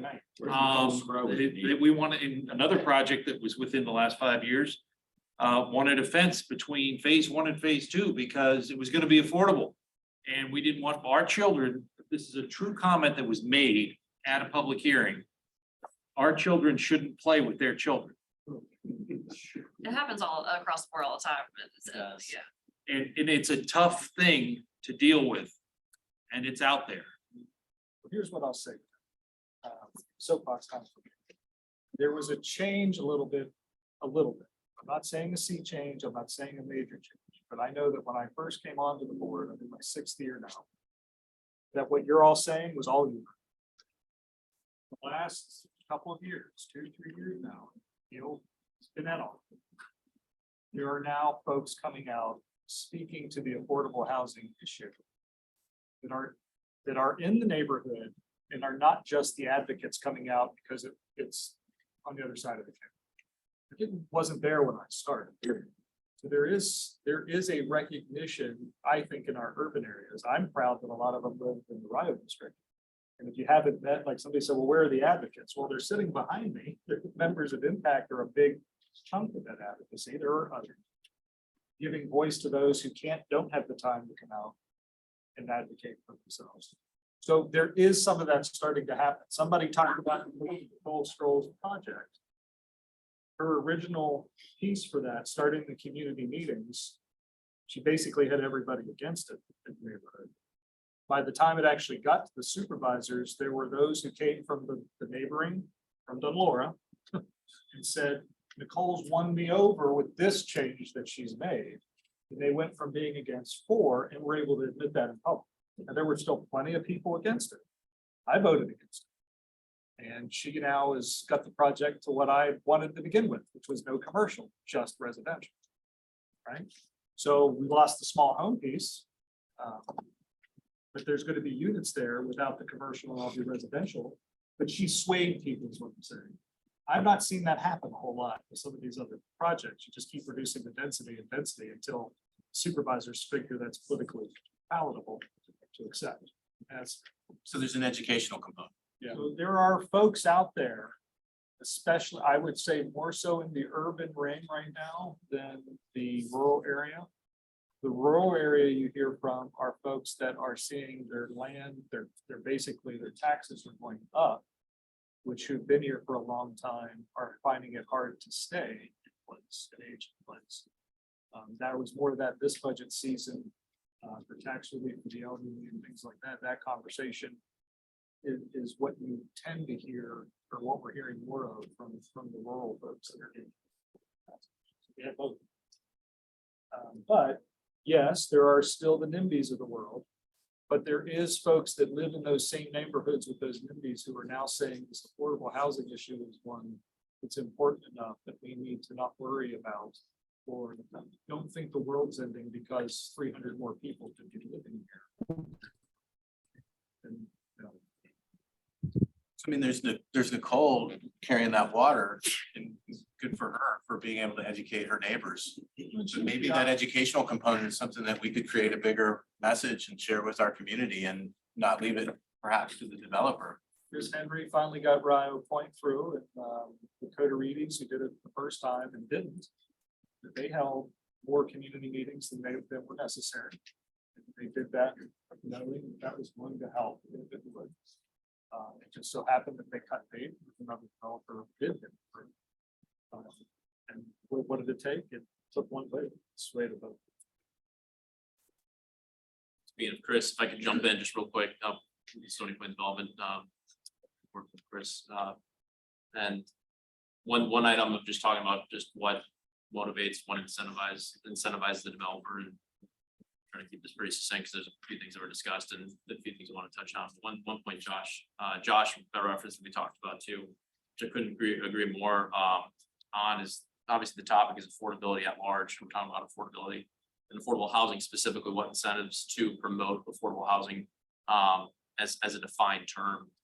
However, even from a market rate perspective, the more we can solve for just a lack of supply, and enhanced supply is only going to organically help and lift what has been an artificially inflated entry point in terms of affordable housing today. It's staggering from my perspective to hear what the median income housing is today and what we're benchmarking the 80 and the 60 even off of. And just the point of entry and the price of entry today, even from a market rate perspective, that's only going to help solve the affordability pressure that we're talking about and trying to figure out how to incentivize. But I wanted to touch on that. But specifically speaking from an incentive standpoint, I can't. There's been a few different comments made. I think, and every developer is incentivized in some ways differently. Every developer is somewhat different. They have a different hold period. Some folks just, they're merchant build, they get in, they sell right at completion. that's when they de-risk the deal, and that's what they're focused on. Us, typically Stony Point, we're long-term owners and operators. We build it, you know, we find the site, we build it, and we're really proud of it. We hold on to it for a long time. We're structured capital, our capital structure is far different. We're able to do that more often than not, and that's great. Some other folks aren't. From our perspective, from the real estate tax side, it's why it's such a huge incentive for us in particular, because in a pro forma, your single biggest operating expense line item. So after you deliver the development project, once you're in operating cash flow, your single biggest operating expense line item is real estate taxes.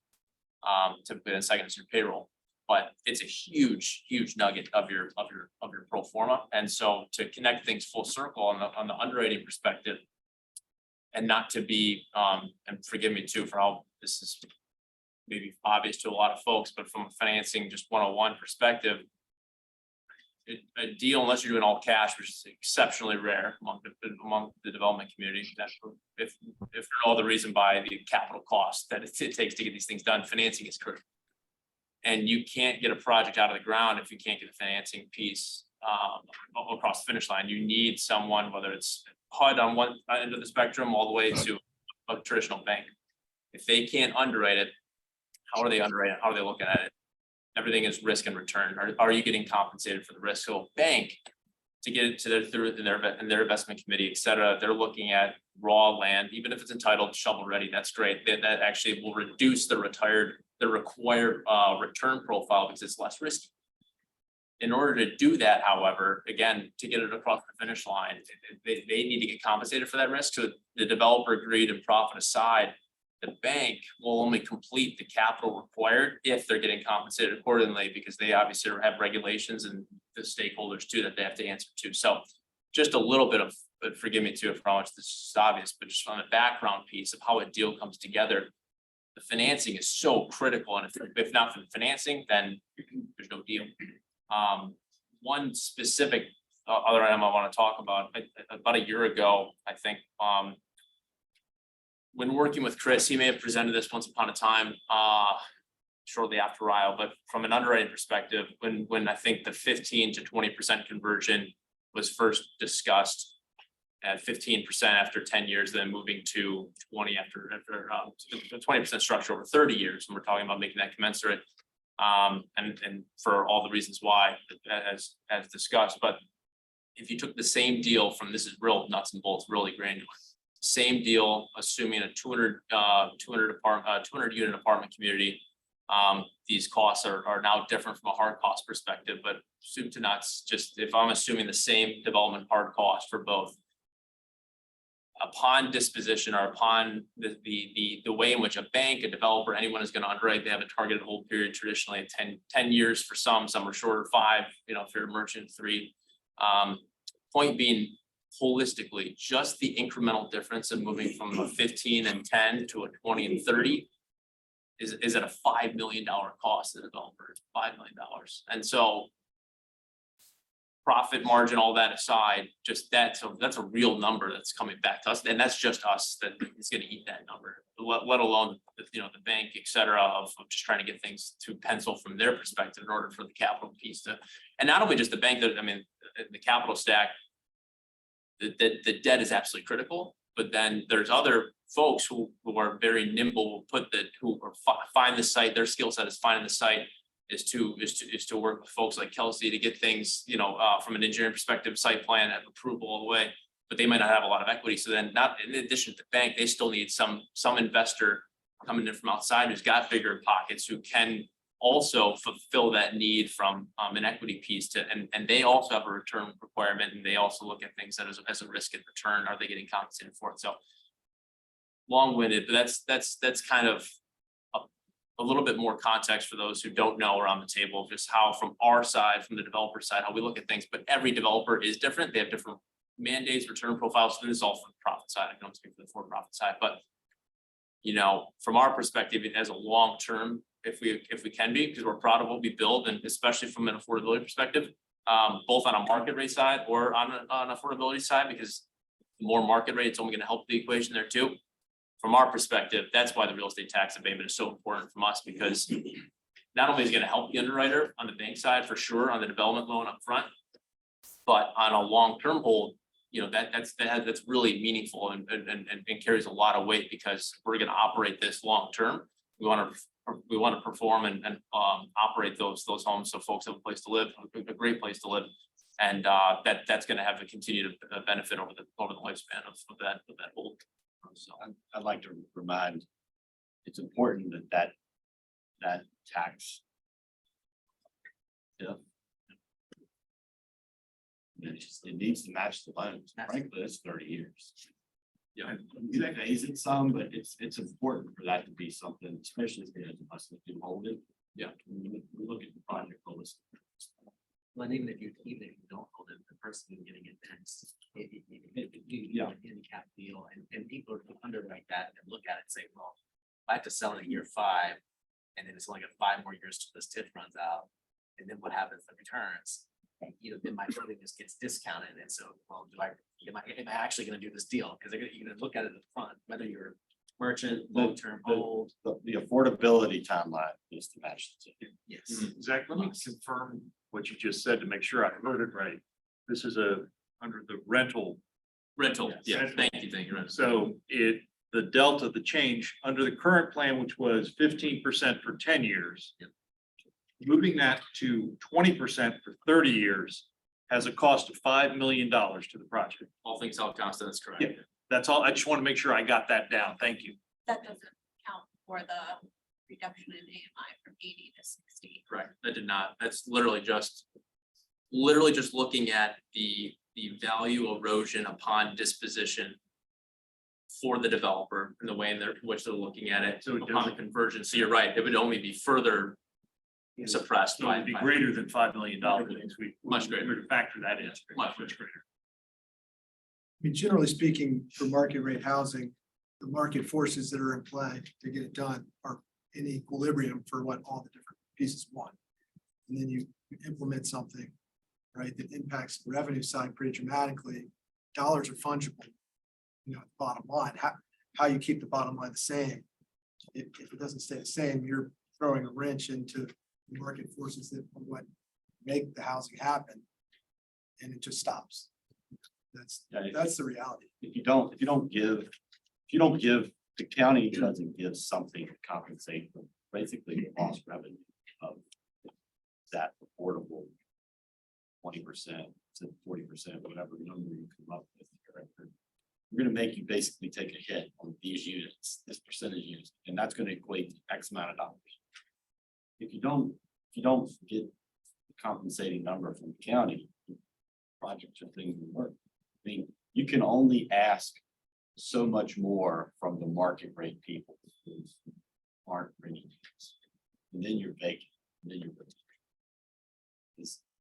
What you're asking is, or if it's 80-20, you're asking for 80% of the people to pay some amount more to compensate for the 20% that are paying below the actual cost of the construction.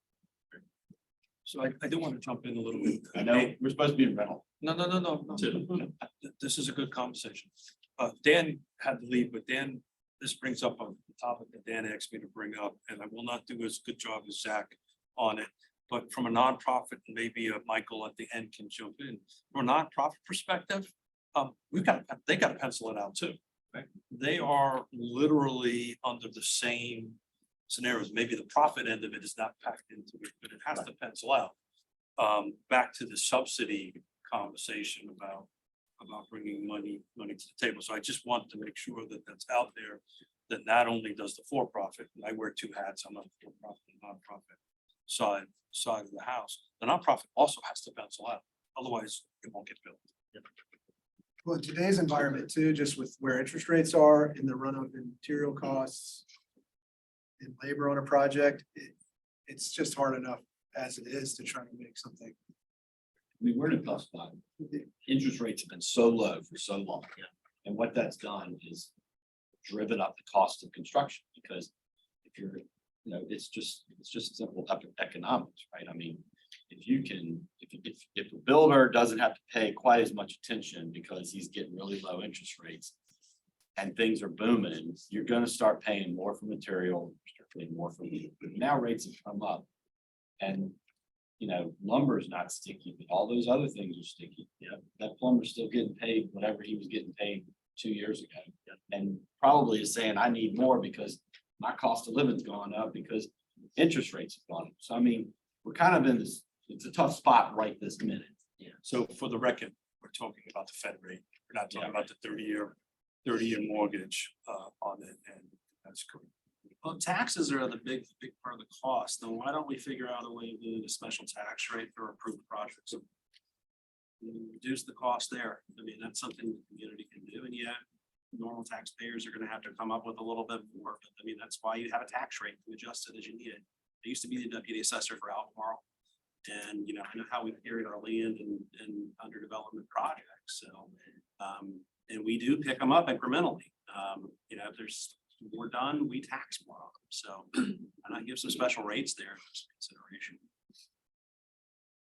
So we've got 10 minutes left on this portion and to adjourn on it. Just a couple of notes. I've been flipping back and forth in reference to Neil's comment about definition. Maybe we should just call it owner occupied instead of single family detached or condos. I think owner occupied answers that question. And then from a personal perspective, I think my big takeaway from first session and second session is Colette's suggestion. I think this feels like a PPE or PPA, private-public partnership scenario where I think we've kind of ascertained or came to the conclusion, particularly on the ownership side, you know, we're going to be looking at 6 figures or multiple 6 figures in order to hit this affordability mark that everybody wants to do it. I think the only way to do that is some sort of private-public partnership because the county can't do it on its own. Private sector can't do it on its own. So maybe this is my takeaway from this conversation. Anybody want to share takeaways from? Can I ask a quick question on the land bank structure you were talking about? How is that funded? Great question. Don't know.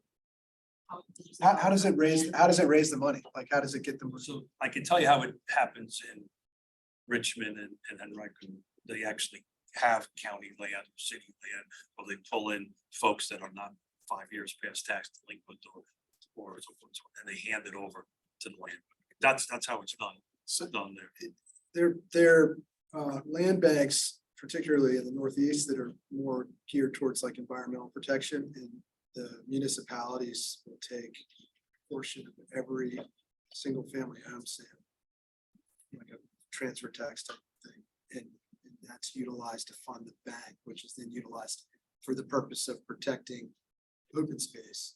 But that's just the directive that they want. You could have something similar, you know, the directive for affordability. Now you're getting into a tax situation, you know, it's additional tax, but if this is something that the community, you know, wants or needs or feels strongly about, it's something that's like a fairly very low transfer tax. It's kind of part of the transaction cost, so it's not part of the sticker shock of a transaction. I mean, it might be something that can happen. It would require state legislation to allow that to happen, and say there would be pretty strong winds against such legislation. So it's not on municipal, Local municipalities do not have transfer tax authority. It's just a wonderful building. So that thank you, Neil. I was gonna jump in and add that. So as far as the land bank goes, I mean, we're at the big questions: who, what, when, and where, and why, and all that stuff that we get in there. I think the question is something that even the regional housing partnership wants to look at. Albemarle wants to look at this more regional land bank. So, but if land is the issue, it may be a path. I'll just add a quick note. In the regional housing partnerships 5-year strategic plan, they did put a strategy to do a feasibility study on the regional land. So that is something that is going to be coming in the next 7 years. Any other final thoughts, aha moments? We've got about 6 minutes. You have a comment in back. I'm sorry. I'm not a contractor or a developer. I work with Impact, and I just want to point out, this is a serious problem there are a lot of people like, we go on the supervisors meeting and there were like 500 evictions. People couldn't afford the rent. I think another incentive that we've been pushing with Impact is to create a housing trust fund, which is part of the housing policy eventually. It's been used across the country to build more affordable housing. We've gotten the supervisors to put $5 million into a housing trust fund. We'd like to see it go in every year. $5 million goes in. And I heard some really good things today about incentives. There's lots of things we can do to incentivize less expensive homes. What I heard today was you could relax the standards. I go into Hollymead, they don't have all the fancy curbs. They don't have all the fancy roads, but it's one of the nicest developments in Charlottesville. And if we're spending $100,000 up front to do that kind of stuff, you could get the $100,000 right from that. I believe the Housing Trust Fund can leverage money. That's what it's being done up to 8 times. And if you had $5 million in there, and I like what Colette Chi said, we could get the public to donate and match $5 million that the county puts in, with $10 million in the trust fund. It could be used to buy land, to then use the land grant, which gets affordability of housing out for 30 years because land is 25% the cost of housing. That would be money well spent. And I like the idea of the modular homes in the rural area, because there's no reason why people can't move out there. And we need to change and make tough decisions. That people can't be saying, don't build it here, because we need accessory dwelling units and things like that. So there's got to be tough decisions made because people are suffering in our area. And the fact that people are driving 30 miles to get into town where the jobs are at just makes no sense at all, especially with the economics that we've got going on. So I encourage us to get the Housing Trust Fund after we get these incentives, but realize that the Housing Trust Fund is an incentive for you guys. It would be an opportunity for you to get money so that you could buy down the rate on your interest loans. And if it was always there, you would know it was there where you might be able to get some grants. So I just wanted to give you my 2 cents. So Thank you. thank you. Any from the table? Go ahead. Yeah, just first of all, thank you. That was a great summary. Really appreciate that, that insight. I just had a couple of takeaways. One, having worked with the university for the last 2 years on their housing initiative, where Piedmont and Portland and 10th, the land is at their farm. There is still a huge gap, at least in what we're seeing. So I appreciated, Zach, your perspective and putting things into perspective in terms of order of magnitude, because I think it is a huge number. We have a board member who runs the Alexandria Housing, and he's been very helpful, been there for 20 years as chair. Alexandria is doing a lot and really impressive things for affordable housing. The order of magnitude of their contributions to projects is in the tens of millions of dollars. And so I know we know that. I would encourage us to, and maybe this was part of Housing Albemarle, I don't remember seeing it, but I'm sure that you, Stacy, have done a lot of background and benchmarking in other locations. And partly to what Neil was saying, and others, what is our target and how have other areas gotten to that? And what can we do in terms of putting a plan in place to get there? So we've heard a lot of all these great incentives and these thoughts. I'd love to learn from other places what they've found works to go from 60 to 80% or 80 to 60%, for example. The other thing I'll mention is this is more of make sure I've covered it. This is just one example. It's a really self-serving small example, but a way that we could move things forward quickly. At Piedmont, which is potential for 300 units of affordable housing in the county. It is currently state property. And as we bring that into the county as it transfers to the foundation, again, completely self-serving. It would be interesting to figure out how we can do that really quickly and streamlined, as opposed to taking a couple of years, 3-4 years to rezone it. So more to come. on that. Just thought I'd put that out there. Thank you, Fred. Anybody else want to wrap up with some aha moments? You're the chairman, so you can do whatever you select. Nobody asked what comes first, the rezoning or the incentive. We didn't even get into that. You don't have the incentive. You even go for the rezoning, if you don't have the rezoning. the incentive. The hope is that the economic development activities have sort of figured this out in some ways, or at least have examples of into housing can shift over and learn from how economic development projects.